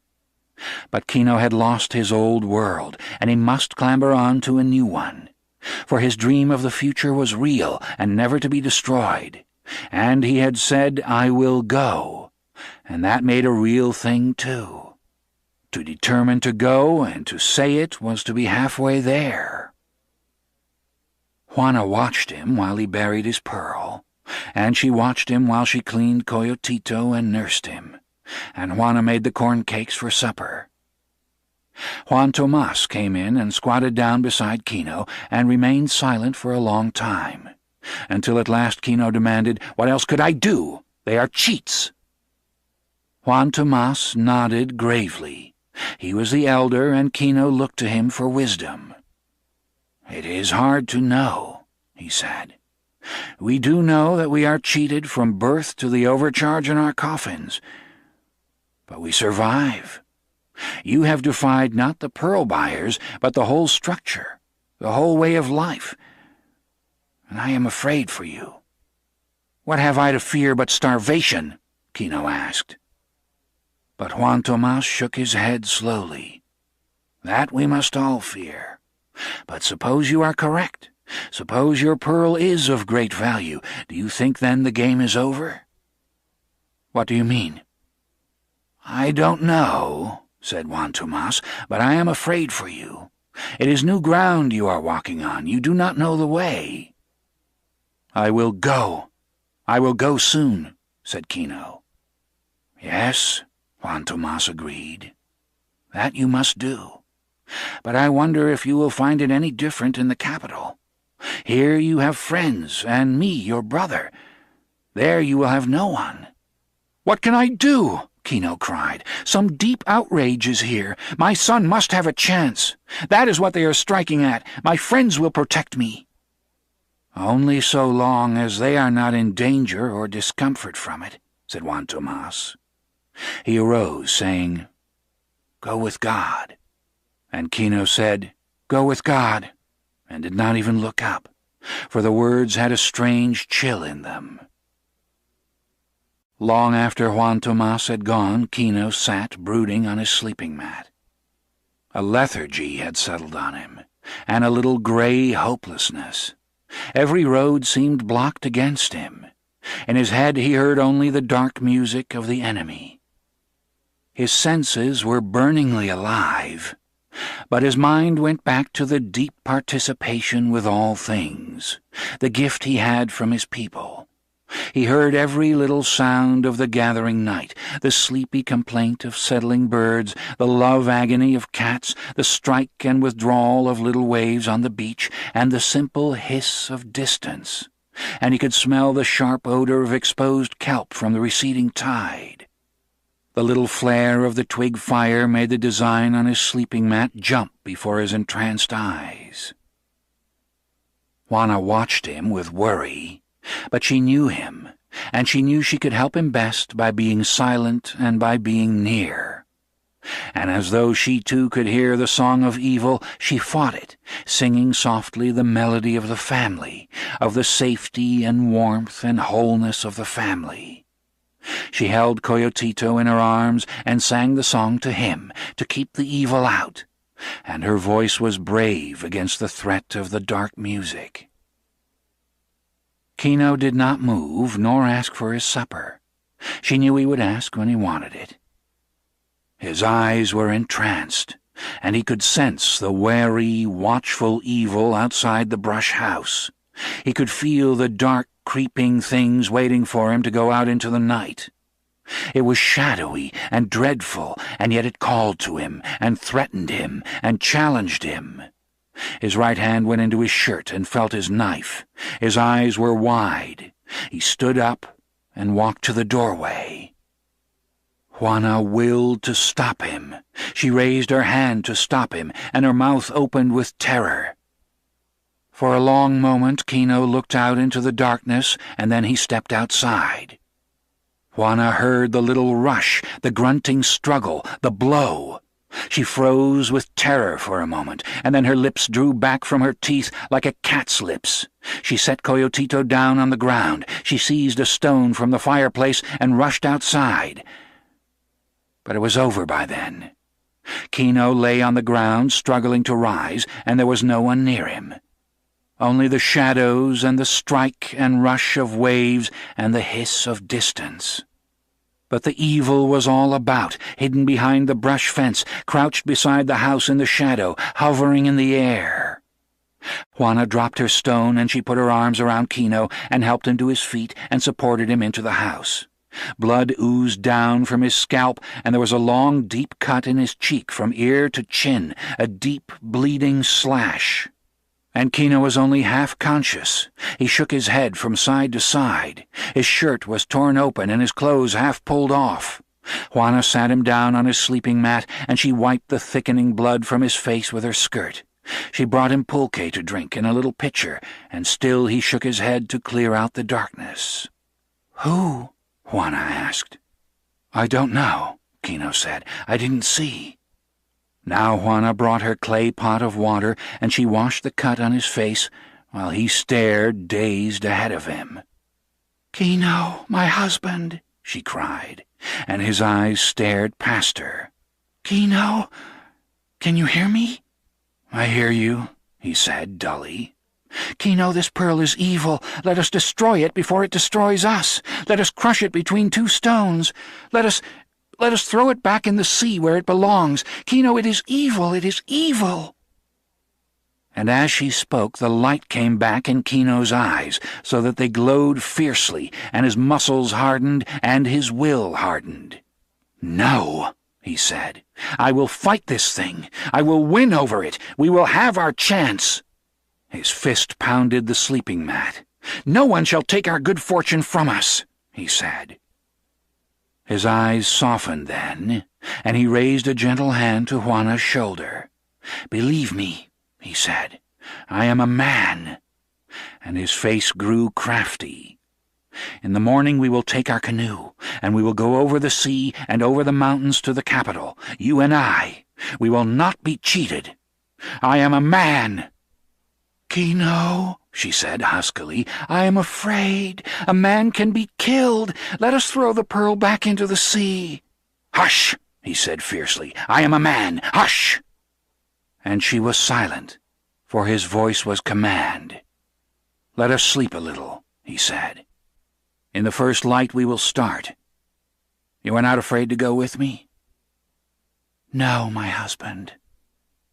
His eyes were soft and warm on her then. His hand touched her cheek.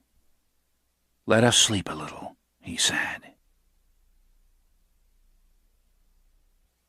This ends Disc 2. The Pearl, Disc 3. 5. The late moon arose before the first rooster crowed. Kino opened his eyes in the darkness, for he sensed movement near him, but he did not move. Only his eyes searched the darkness, and in the pale light of the moon that crept through the holes in the brush house, Kino saw Juana arise silently from beside him. He saw her move toward the fireplace. So carefully did she work that he heard only the lightest sound when she moved the fireplace stone. And then, like a shadow, she glided toward the door. She paused for a moment beside the hanging box where Coyotito lay, then for a second she was black in the doorway, and then she was gone. And rage surged in Kino.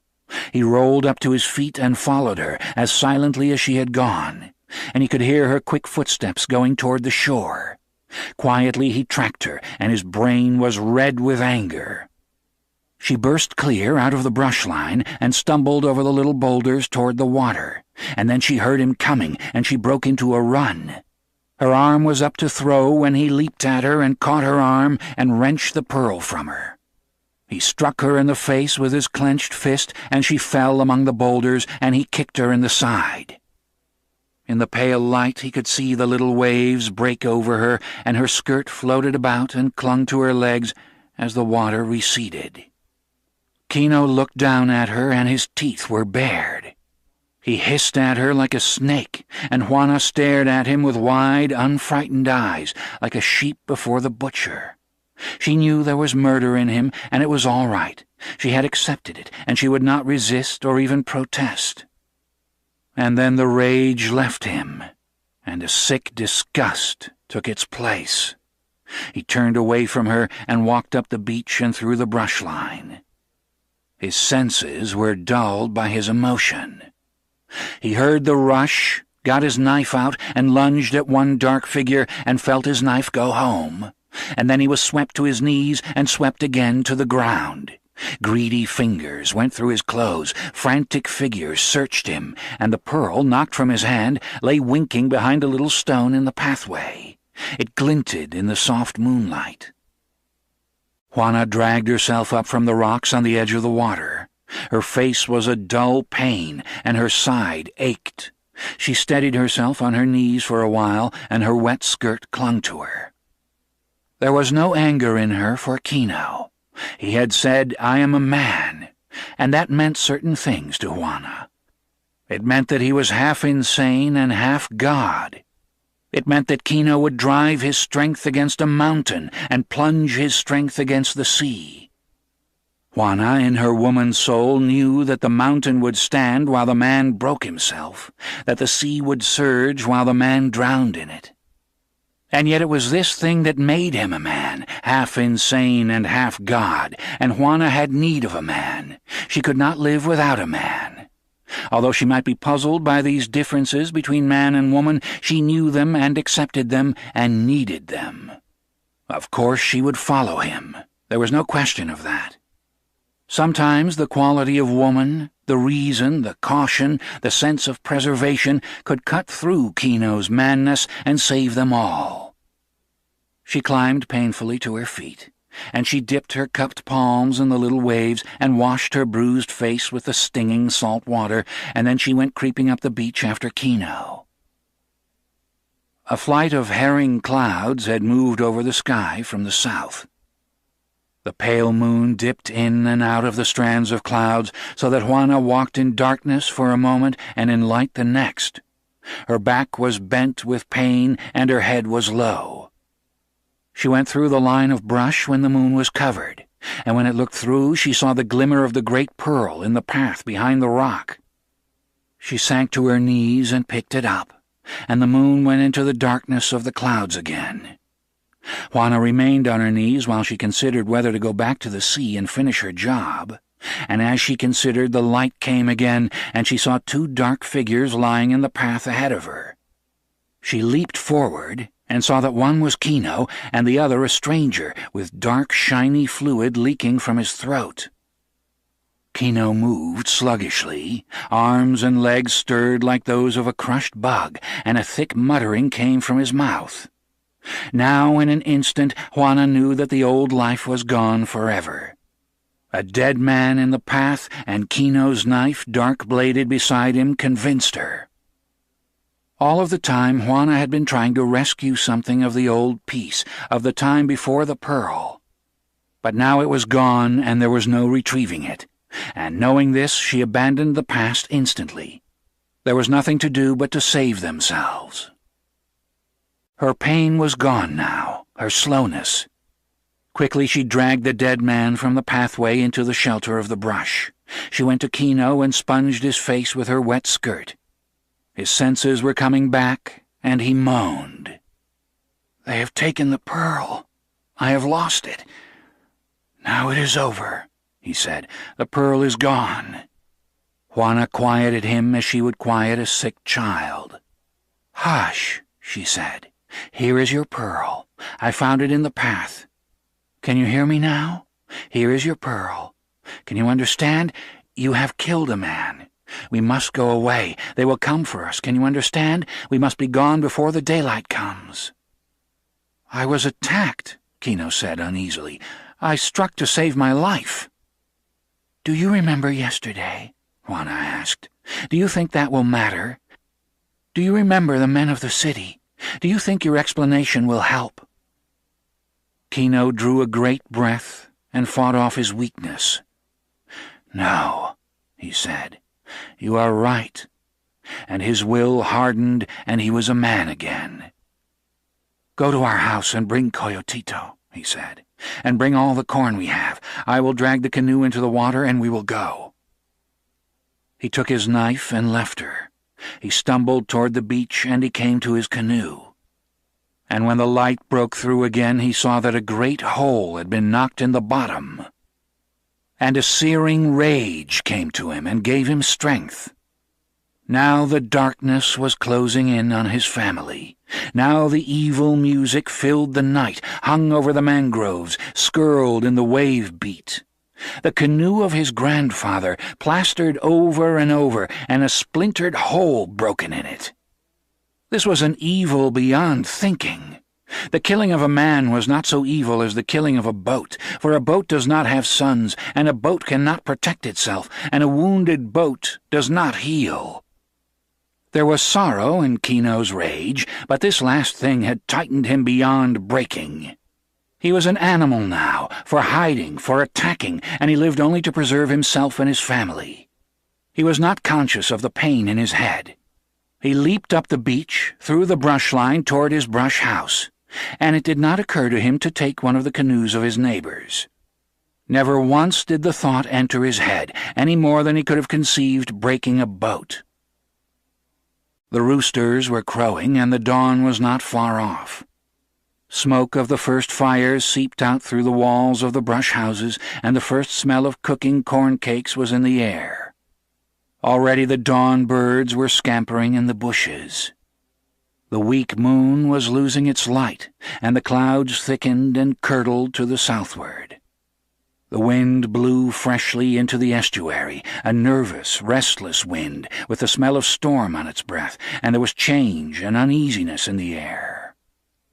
Kino, hurrying toward his house, felt a surge of exhilaration.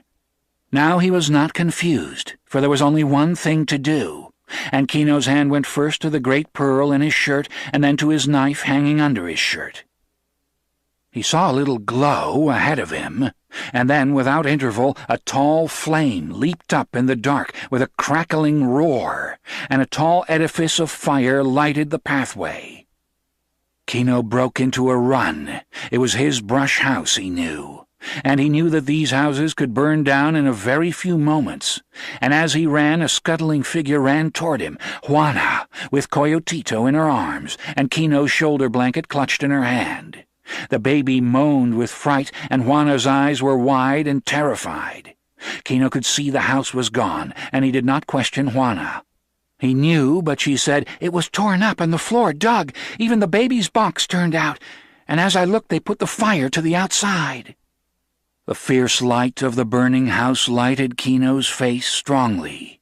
"Who?" he demanded. "I don't know," she said. "The dark ones." The neighbors were tumbling from their houses now, and they watched the falling sparks and stamped them out to save their own houses. Suddenly Kino was afraid. The light made him afraid. He remembered the man lying dead in the brush beside the path, and he took Juana by the arm and drew her into the shadow of a house away from the light, for light was danger to him. For a moment he considered, and then he worked among the shadows until he came to the house of Juan Tomas, his brother, and he slipped into the doorway and drew Juana after him. Outside he could hear the squeal of children and the shouts of the neighbors, for his friends thought he might be inside the burning house. The house of Juan Tomas was almost exactly like Kino's house. Nearly all the brush houses were alike, and all leaked light and air, so that Juana and Kino, sitting in the corner of the brothers' house, could see the leaping flames through the wall. They saw the flames, tall and furious. They saw the roof fall and watched the fire die down as quickly as a twig fire dies. They heard the cries of warning of their friends, and the shrill, keening cry of Apollonia, wife of Juan Tomas. She, being the nearest woman relative, raised a formal lament for the dead of the family. Apollonia realized that she was wearing her second-best head shawl, and she rushed to her house to get her fine new one. As she rummaged in a box by the wall, Kino's voice said quietly, "Apollonia, do not cry out. We are not hurt." "How do you come here?" she demanded. "Do not question," he said. "Go now to Juan Tomas and bring him here and tell no one else. This is important to us, Apollonia." She paused, her hands helpless in front of her, and then, "Yes, my brother-in-law," she said. In a few moments Juan Tomas came back with her. He lighted a candle and came to them where they crouched in a corner, and he said, "Apollonia, see to the door, and do not let anyone enter." He was older, Juan Tomas, and he assumed the authority. "Now, my brother," he said. "I was attacked in the dark," said Kino, "and in the fight I have killed a man." "Who?" asked Juan Tomas quickly. "I do not know. It is all darkness and shape of darkness." "It is the pearl," said Juan Tomas. "There is a devil in this pearl. You should have sold it and passed on the devil. Perhaps you can still sell it and buy peace for yourself." And Kino said, "Oh, my brother, an insult has been put on me that is deeper than my life, for on the beach my canoe is broken, my house is burned, and in the brush a dead man lies. Every escape is cut off. You must hide us, my brother." And Kino, looking closely, saw deep worry come into his brother's eyes, and he forestalled him in a possible refusal. "Not for long," he said quickly. "Only until a day has passed and the new night has come. Then we will go." "I will hide you," said Juan Tomas. "I do not want to bring danger to you," Kino said. "I know I am like a leprosy. I will go tonight, and then you will be safe." "I will protect you," said Juan Tomas, and he called, "Apollonia, close up the door. Do not even whisper that Kino is here." They sat silently all day in the darkness of the house, and they could hear the neighbors speaking of them. Through the walls of the house they could watch their neighbors raking through the ashes to find the bones. Crouching in the house of Juan Tomas, they heard the shock go into their neighbors' minds at the news of the broken boat. Juan Tomas went out among the neighbors to divert their suspicions, and he gave them theories and ideas of what had happened to Kino and to Juana and to the baby. To one he said, "I think they have gone south, along the coast, to escape the evil that was on them." And to another, Kino would never leave the sea. Perhaps he found another boat. And he said, "Apollonia is ill with grief." And in that day the wind rose up to beat the gulf, and tore the kelps and weeds that lined the shore, and the wind cried through the brush houses, and no boat was safe on the water. Then Juan Tomas told among the neighbors, "Kino is gone. If he went to the sea, he is drowned by now." And after each trip among the neighbors, Juan Tomas came back with something borrowed. He brought a little woven straw bag of red beans and a gourd full of rice. He borrowed a cup of dried peppers and a block of salt, and he brought in a long working knife, 18 inches long and heavy, as a small axe, a tool, and a weapon. And when Kino saw this knife, his eyes lighted up, and he fondled the blade, and his thumb tested the edge. The wind screamed over the gulf and turned the water white, and the mangroves plunged like frightened cattle, and a fine sandy dust arose from the land and hung in a stifling cloud over the sea. The wind drove off the clouds and skimmed the sky clean, and drifted the sand of the country like snow. Then Juan Tomas, when the evening approached, talked long with his brother. "Where will you go?" "To the north," said Kino. "I have heard that there are cities in the north." "Avoid the shore," said Juan Tomas. "They are making a party to search the shore. The men in the city will look for you. Do you still have the pearl?" "I have it," said Kino, "and I will keep it. I might have given it as a gift, but now it is my misfortune and my life, and I will keep it." His eyes were hard and cruel and bitter. Coyotito whimpered, and Juana muttered little magics over him to make him silent. "The wind is good," said Juan Tomas. "There will be no tracks." They left quietly in the dark before the moon had risen. The family stood formally in the house of Juan Tomas. Juana carried Coyotito on her back, covered and held in by her head shawl, and the baby slept, cheek turned sideways against her shoulder. The head shawl covered the baby, and one end of it came across Juana's nose to protect her from the evil night air. Juan Tomas embraced his brother with the double embrace, and kissed him on both cheeks. "Go with God," he said, and it was like a death. "You will not give up the pearl." "This pearl has become my soul," said Kino. "If I give it up, I shall lose my soul. Go thou also with God."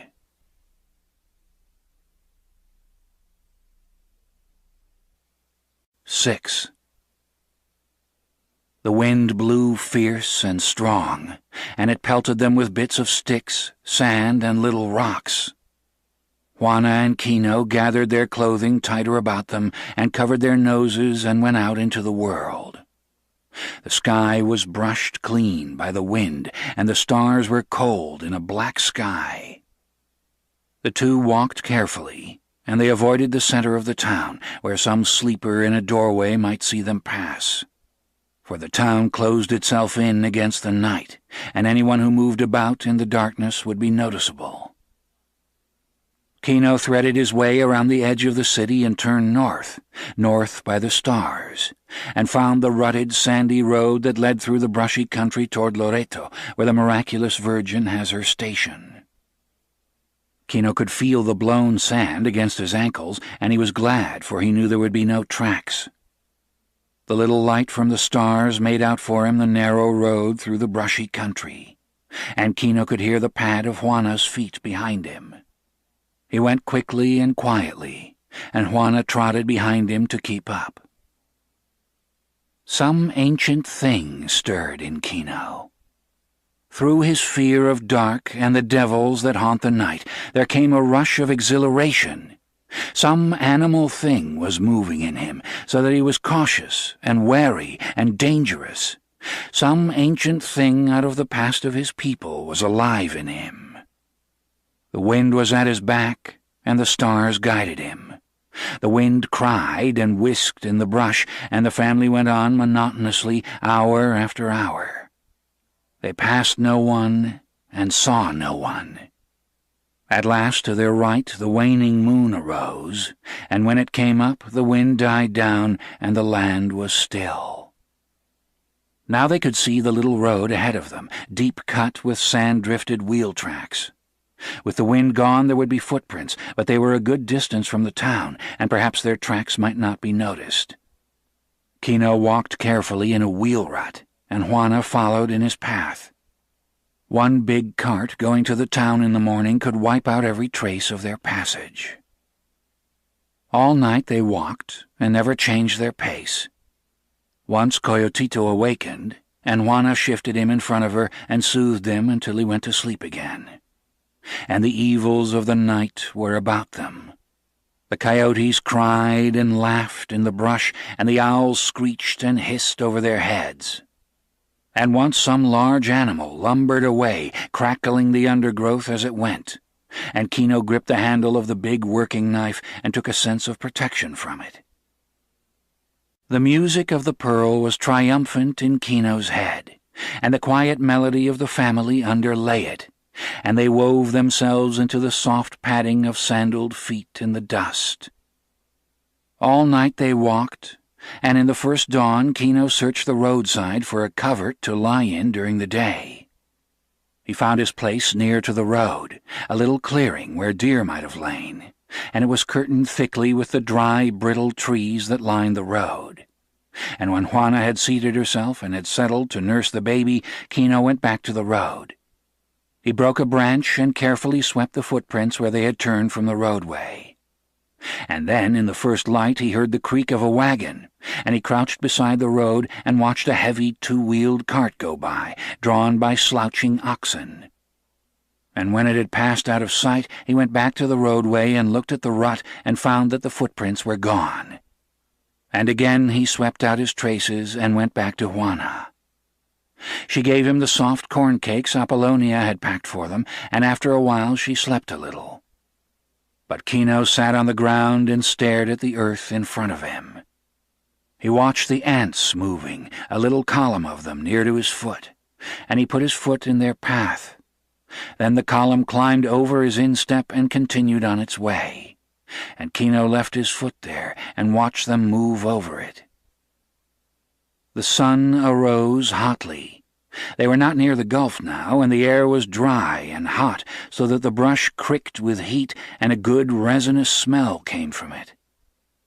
And when Juana awakened, when the sun was high, Kino told her things she knew already. "Beware of that kind of tree there," he said, pointing. "Do not touch it, for if you do and then touch your eyes, it will blind you. And beware of the tree that bleeds. See that one over there, for if you break it, the red blood will flow from it, and it is evil luck." And she nodded and smiled a little at him, for she knew these things. "Will they follow us?" she asked. "Do you think they will try to find us?" "They will try," said Kino. "Whoever finds us will take the pearl. Oh, they will try." And Juana said, "Perhaps the dealers were right, and the pearl has no value. Perhaps this has all been an illusion." Kino reached into his clothes and brought out the pearl. He let the sun play on it until it burned in his eyes. "No," he said.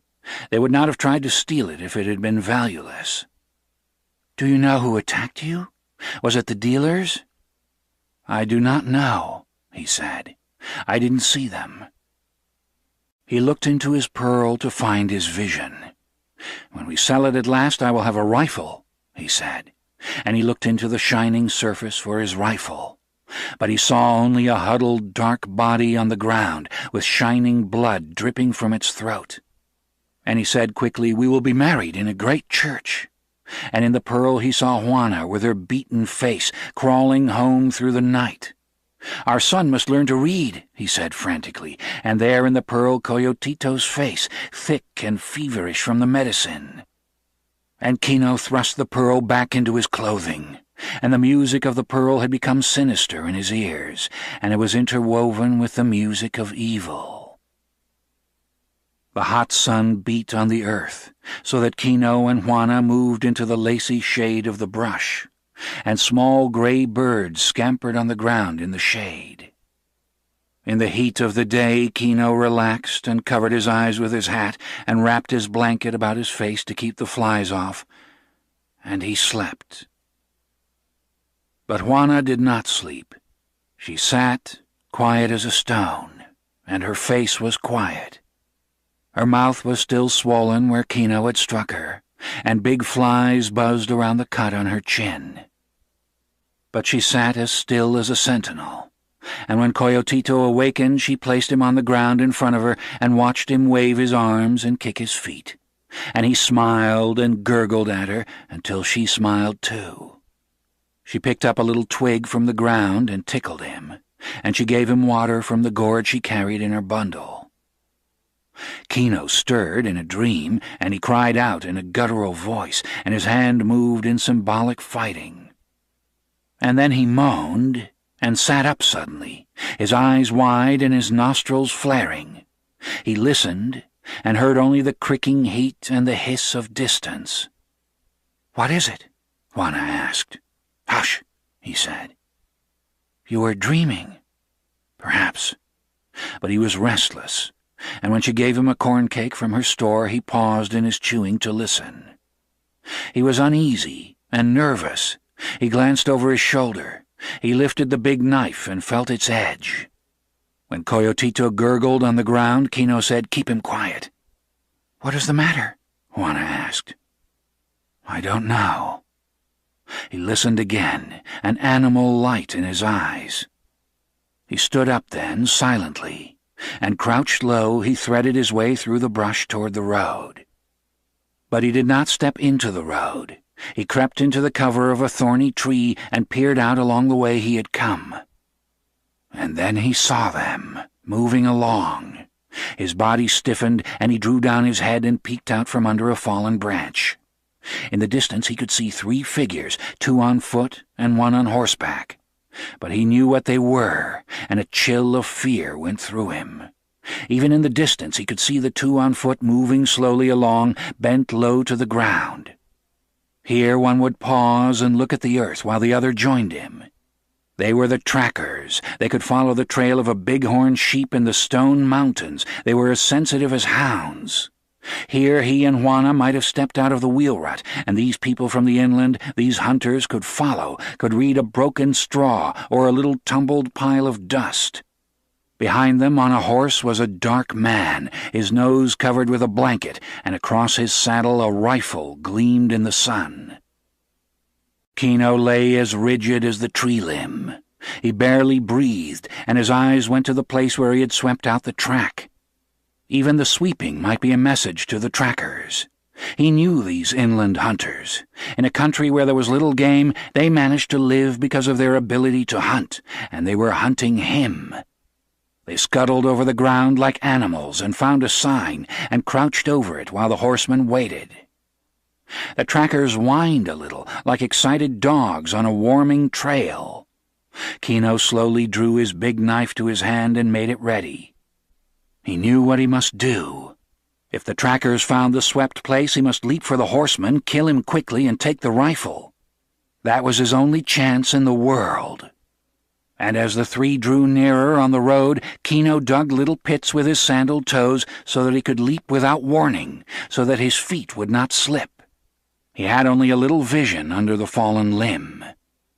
Now Juana, back in her hidden place, heard the pad of the horse's hoofs, and Coyotito gurgled. She took him up quickly and put him under her shawl and gave him her breast, and he was silent. When the trackers came near, Kino could see only their legs, and only the legs of the horse from under the fallen branch. He saw the dark, horny feet of the men in their ragged white clothes, and he heard the creak of leather of the saddle and the clink of spurs. The trackers stopped at the swept place, and studied it, and the horseman stopped. The horse flung his head up against the bit, and the bit roller clicked under his tongue, and the horse snorted. Then the dark trackers turned and studied the horse, and watched his ears. Kino was not breathing, but his back arched a little, and the muscles of his arms and legs stood out with tension, and a line of sweat formed on his upper lip. For a long moment the trackers bent over the road, and then they moved on, slowly, studying the ground ahead of them, and the horsemen moved after them. The trackers scuttled along, stopping, looking, and hurrying on. They would be back, Kino knew. They would be circling and searching, peeping, stooping, and they would come back sooner or later to his covered track. He slid backward and did not bother to cover his tracks. He could not. Too many little signs were there, too many broken twigs and scuffed places and displaced stones. And there was a panic in Kino now, a panic of flight. The trackers would find his trail, he knew it. There was no escape except in flight. He edged away from the road and went quickly and silently to the hidden place where Juana was. She looked up at him in question. "Trackers," he said, "come." And then a helplessness and a hopelessness swept over him, and his face went black and his eyes were sad. "Perhaps I should let them take me." Instantly Juana was on her feet, and her hand lay on his arm. "You have the pearl," she cried hoarsely. "Do you think they would take you back alive to say they had stolen it?" His hand strayed limply to the place where the pearl was hidden under his clothes. "They will find it," he said weakly. "Come," she said, "come." And when he did not respond, "Do you think they would let me live? Do you think they would let the little one here live?" Her goading struck into his brain. His lips snarled, and his eyes were fierce again. "Come," he said. "We will go into the mountains. Maybe we can lose them in the mountains." Frantically he gathered the gourds and the little bags that were their property. Kino carried a bundle in his left hand, but the big knife swung free in his right hand. He parted the brush for Juana, and they hurried to the west, toward the high stone mountains. They trotted quickly through the tangle of the undergrowth. This was panic flight. Kino did not try to conceal his passage as he trotted, kicking the stones, knocking the telltale leaves from the little trees. The high sun streamed down on the dry, creaking earth so that even the vegetation ticked in protest. But ahead were the naked granite mountains, rising out of erosion rubble and standing monolithic against the sky. And Kino ran for the high place, as nearly all animals do when they are pursued. This land was waterless, furred with the cacti which could store water, and with the great-rooted brush which could reach deep into the earth for a little moisture and get along on very little. And underfoot was not soil, but broken rock, split into small cubes, great slabs, but none of it water-rounded. Little tufts of sad, dry grass grew between the stones, grass that had sprouted with one single rain and headed, dropped its seed, and died. Horned toads watched the family go by and turned their little pivoting dragon heads. And now and then a great jackrabbit, disturbed in his shade, bumped away and hid behind the nearest rock.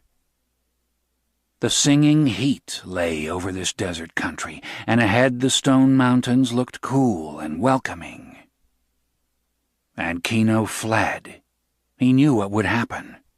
A little way along the road, the trackers would become aware that they had missed the path, and they would come back, searching and judging. And in a little while they would find the place where Kino and Juana had rested.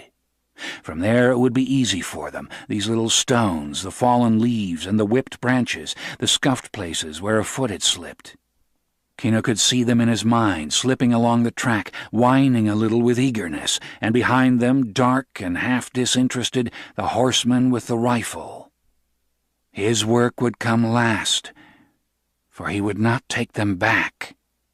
Oh, the music of evil sang loud in Kino's head now. It sang with the whine of heat and with the dry ringing of snake rattles. It was not large and overwhelming now, but secret and poisonous, and the pounding of his heart gave it undertone and rhythm. The way began to rise, and as it did, the rocks grew larger. But now Kino had put a little distance between his family and the trackers. Now, on the first rise, he rested. He climbed a great boulder and looked back over the shimmering country, but he could not see his enemies, not even the tall horsemen riding through the brush. Juana had squatted in the shade of the boulder. She raised her bottle of water to Coyotito's lips. His little dried tongue sucked greedily at it. She looked up at Kino when he came back. She saw him examine her ankles, cut and scratched from the stones and brush, and she covered them quickly with her skirt. Then she handed the bottle to him, but he shook his head. Her eyes were bright in her tired face. Kino moistened his cracked lips with his tongue. "Juana," he said, "I will go on and you will hide. I will lead them into the mountains, and when they have gone past, you will go north to Loreto or to Santa Rosalia. Then, if I can escape them, I will come to you. It is the only safe way." She looked full into his eyes for a moment. "No," she said. "We go with you." "I can go faster alone," he said harshly. "You will put the little one in more danger if you go with me." "No," said Juana. "You must. It is the wise thing, and it is my wish," he said. "No," said Juana. He looked then for weakness in her face, for fear or irresolution, and there was none. Her eyes were very bright. He shrugged his shoulders helplessly then, but he had taken strength from her. When they moved on, it was no longer panic flight. The country, as it rose toward the mountains, changed rapidly. Now there were long outcroppings of granite with deep crevices between, and Kino walked on bare, unmarkable stone when he could, and leaped from ledge to ledge. He knew that wherever the trackers lost his path, they must circle and lose time before they found it again. And so he did not go straight for the mountains any more. He moved in zigzags, and sometimes he cut back to the south and left a sign and then went toward the mountains over bare stone again. And the path rose steeply now, so that he panted a little as he went. The sun moved downward toward the bare stone teeth of the mountains, and Kino set his direction for a dark and shadowy cleft in the range. If there were any water at all, it would be there, where he could see even in the distance a hint of foliage. And if there were any passage through the smooth stone range, it would be by this same deep cleft. It had its danger, for the trackers would think of it too, but the empty water bottle did not let that consideration enter. And as the sun lowered, Kino and Juana struggled wearily up the steep slope toward the cleft. High in the gray stone mountains, under a frowning peak, a little spring bubbled out of a rupture in the stone. It was fed by shade-preserved snow in the summer, and now and then it died completely, and bare rocks and dry algae were on its bottom. But nearly always it gushed out, cold and clean and lovely. In the times when the quick rains fell, it might become a freshet, and send its column of white water crashing down the mountain cleft, but nearly always it was a lean little spring. It bubbled out into a pool, and then fell 100 feet to another pool, and this one, overflowing, dropped again, so that it continued down and down until it came to the rubble of the upland, and there it disappeared altogether. There wasn't much left of it then anyway, for every time it fell over an escarpment the thirsty air drank it, and it splashed from the pools to the dry vegetation. The animals from miles around came to drink from the little pools, and the wild sheep and the deer, the pumas and raccoons and the mice all came to drink. And the birds which spent the day in the brushland came at night to the little pools that were like steps in the mountain cleft. Beside this tiny stream, wherever enough earth collected for root-hold, colonies of plants grew, wild grape and little palms, maidenhair fern, hibiscus, and tall pampas grass with feathery rods raised above the spike leaves. And in the pool lived frogs and water skaters, and water worms crawled on the bottom of the pool. Everything that loved water came to these few shallow places.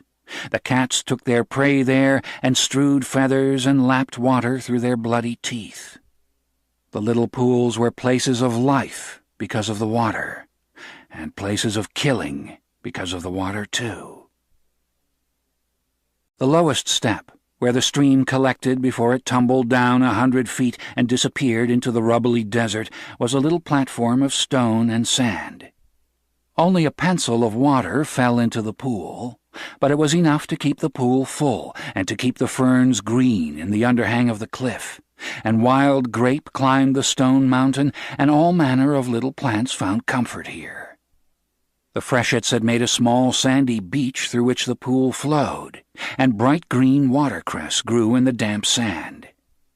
The beach was cut and scarred and padded by the feet of animals that had come to drink and to hunt. The sun had passed over the stone mountains when Kino and Juana struggled up the steep, broken slope and came at last to the water. From this step they could look out over the sun-beaten desert to the blue gulf in the distance. They came utterly weary to the pool, and Juana slumped to her knees and first washed Coyotito's face and then filled her bottle and gave him a drink. And the baby was weary and petulant, and he cried softly until Juana gave him her breast, and then he gurgled and clucked against her. Kino drank long and thirstily at the pool. For a moment then he stretched out beside the water and relaxed all his muscles and watched Juana feeding the baby. And then he got to his feet and went to the edge of the step where the water slipped over, and he searched the distance carefully. His eyes set on a point, and he became rigid. Far down the slope he could see the two trackers. They were little more than dots or scurrying ants, and behind them a larger ant. Juana had turned to look at him, and she saw his back stiffen. "How far?" she asked quietly. "They will be here by evening," said Kino. He looked up the long, steep chimney of the cleft where the water came down. "We must go west," he said, and his eyes searched the stone shoulder behind the cleft. And 30 feet up on the gray shoulder he saw a series of little erosion caves. He slipped off his sandals and clambered up to them, gripping the bare stone with his toes, and he looked into the shallow caves. They were only a few feet deep, wind-hollowed scoops, but they sloped slightly downward and back. Kino crawled into the largest one and lay down and knew that he could not be seen from the outside. Quickly he went back to Juana. "You must go up there. Perhaps they will not find us there," he said.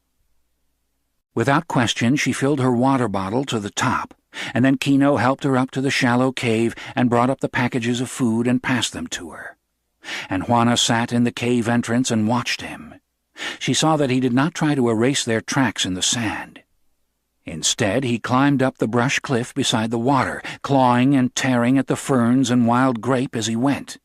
And when he had climbed 100 feet to the next bench, he came down again. He looked carefully at the smooth rock shoulder toward the cave to see that there was no trace of passage, and last he climbed up and crept into the cave beside Juana.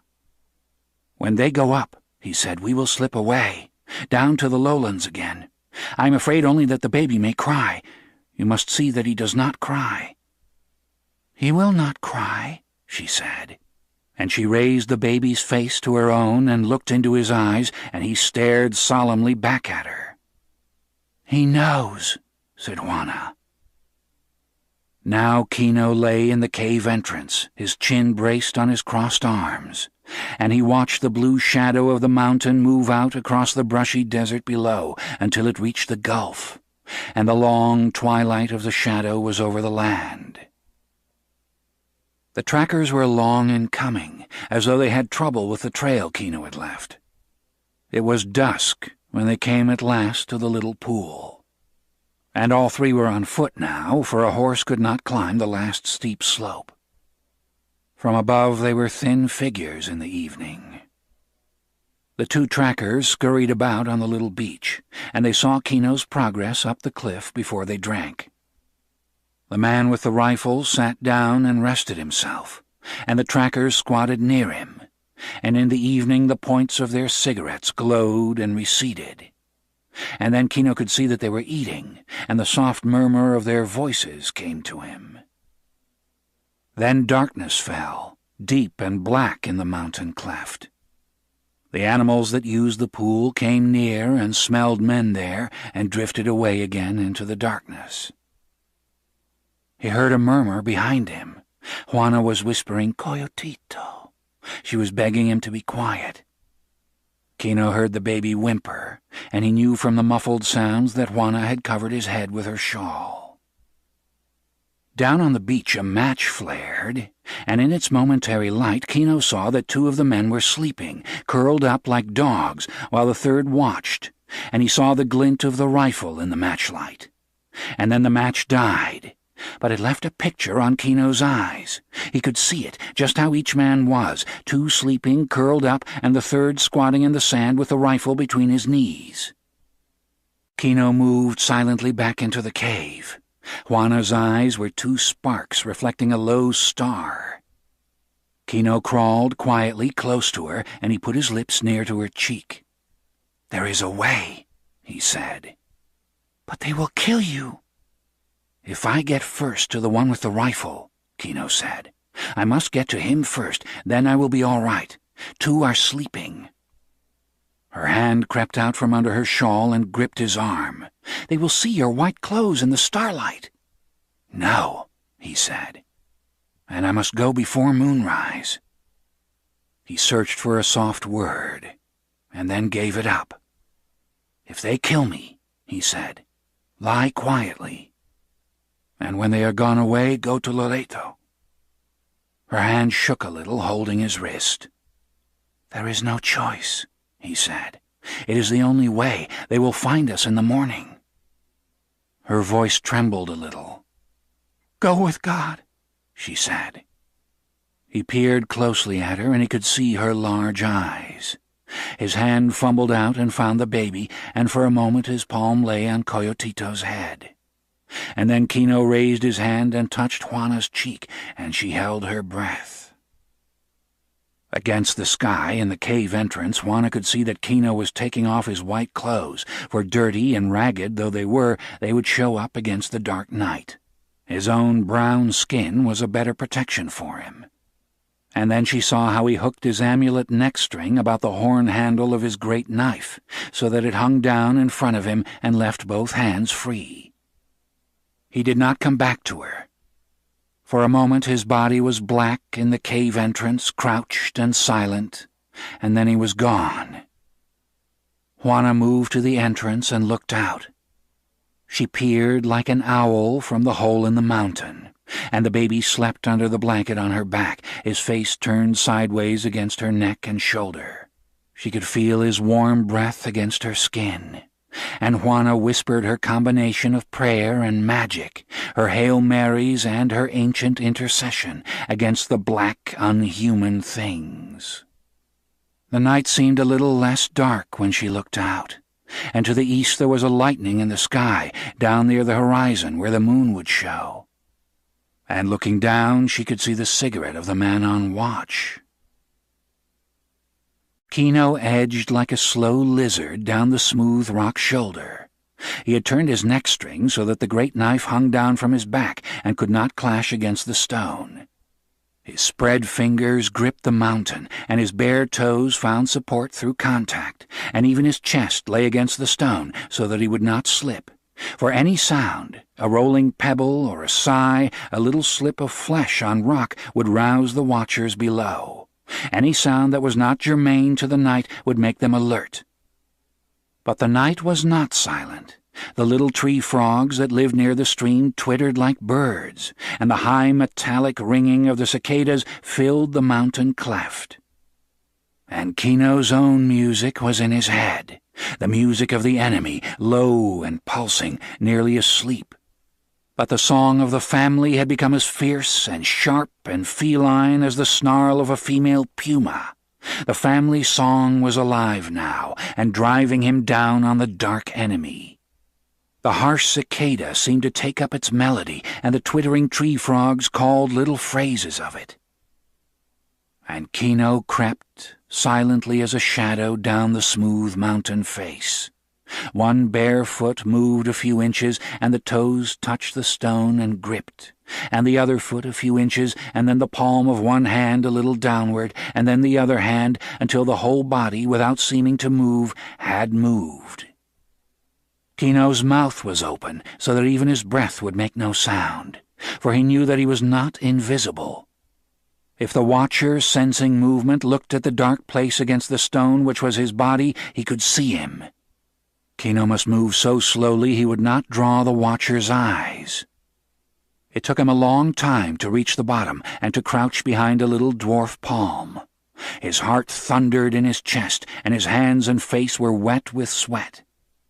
He crouched and took great, slow, long breaths to calm himself. Only 20 feet separated him from the enemy now, and he tried to remember the ground between.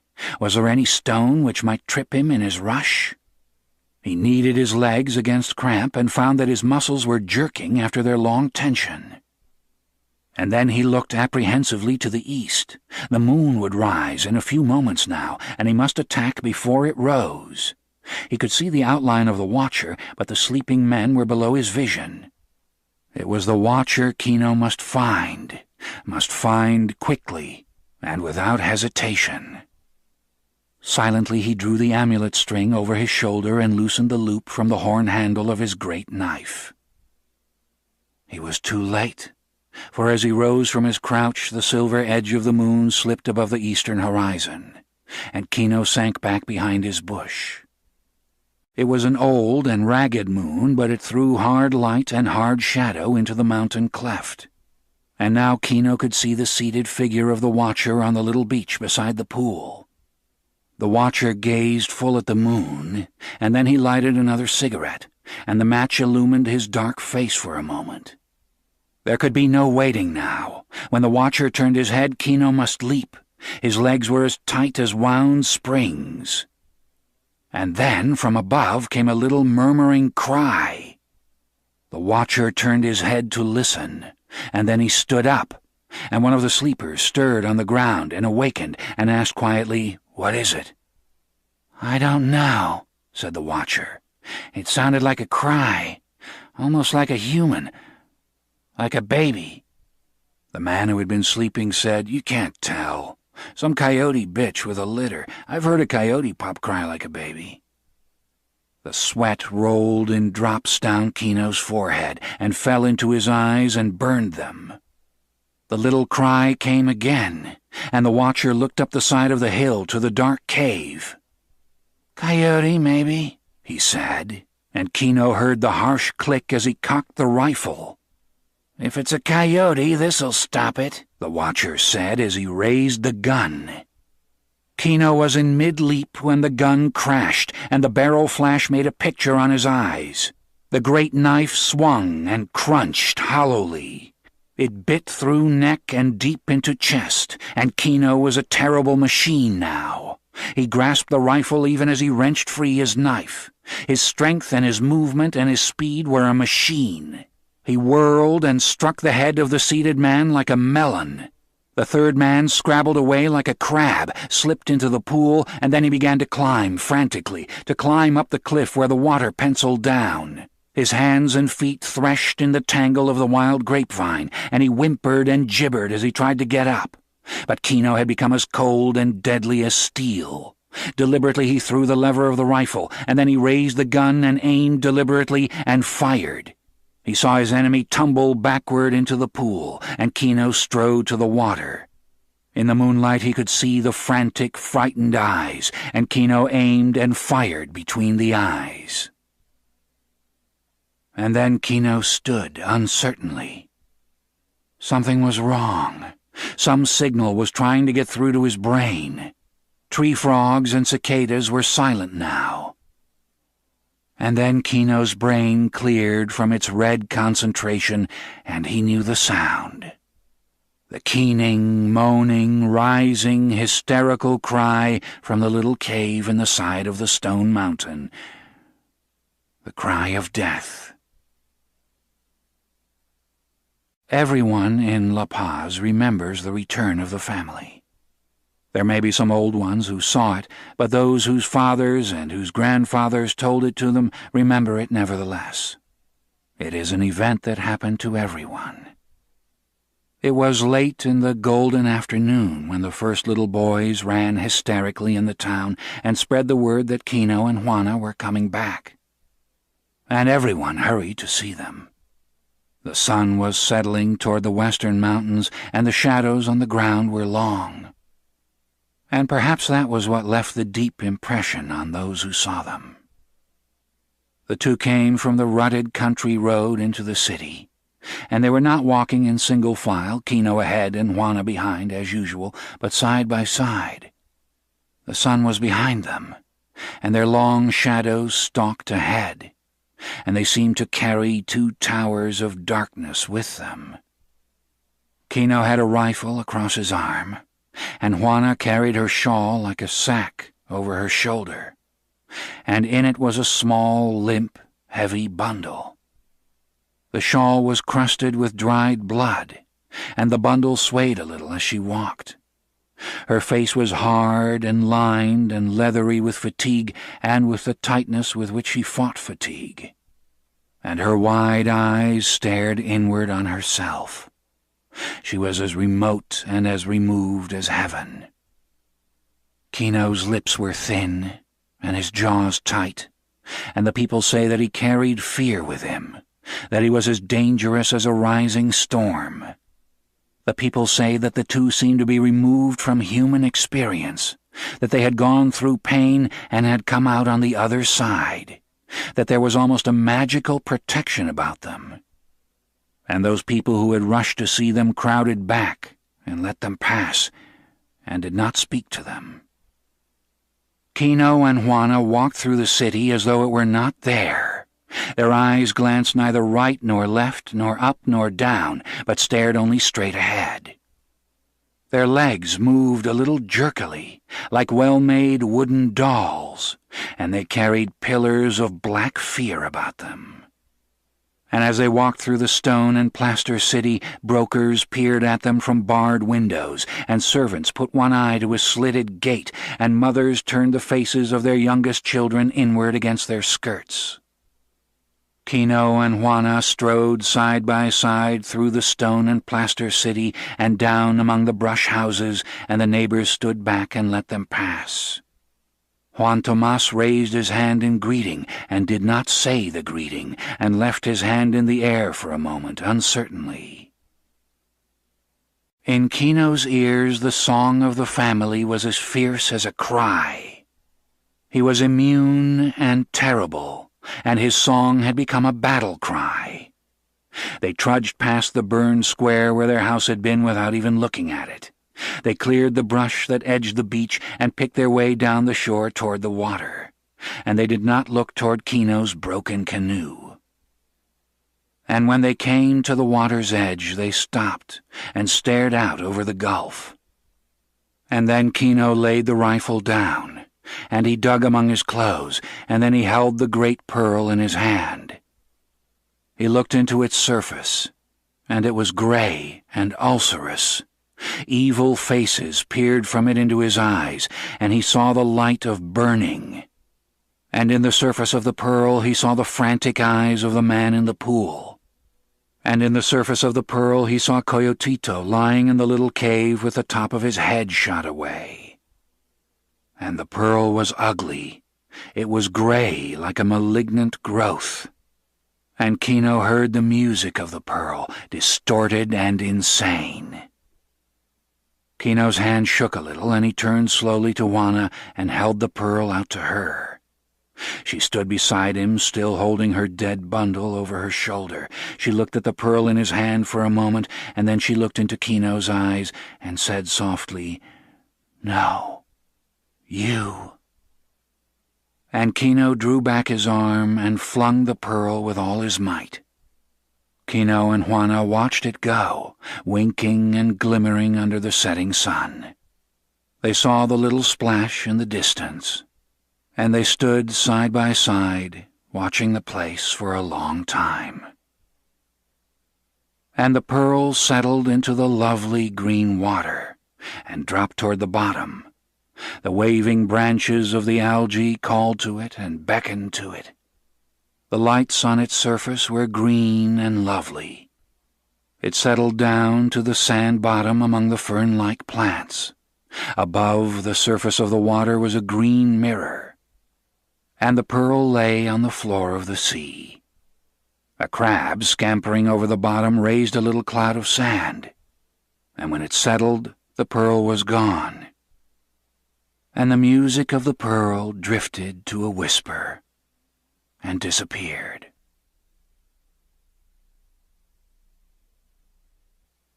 The End. You've been listening to The Pearl by John Steinbeck, narrated by Frank Muller. This work is copyrighted 1945 by John Steinbeck. This recording is copyrighted 1999 by Recorded Books. If you've enjoyed this book and this performance, Recorded Books recommends The Old Man and the Sea by Ernest Hemingway, also narrated by Frank Muller, and John Steinbeck's Of Mice and Men, narrated by Mark Hammer. You'll find a wide selection of titles in the Recorded Books catalog, including bestsellers, mysteries, classics, histories, and more. So to order another recorded book, or for a copy of our latest listing, please call us using the toll-free number found on the back of the book. You can order by phone with any major credit card, or by writing to us, or by faxing us. Don't forget to ask about easy 30-day rentals by mail. On our website, you can browse the catalog, hear about the latest releases, place orders, or tune into narrator profiles and author interviews. So visit us there at www.recordedbooks.com. And thank you for being a Recorded Books reader.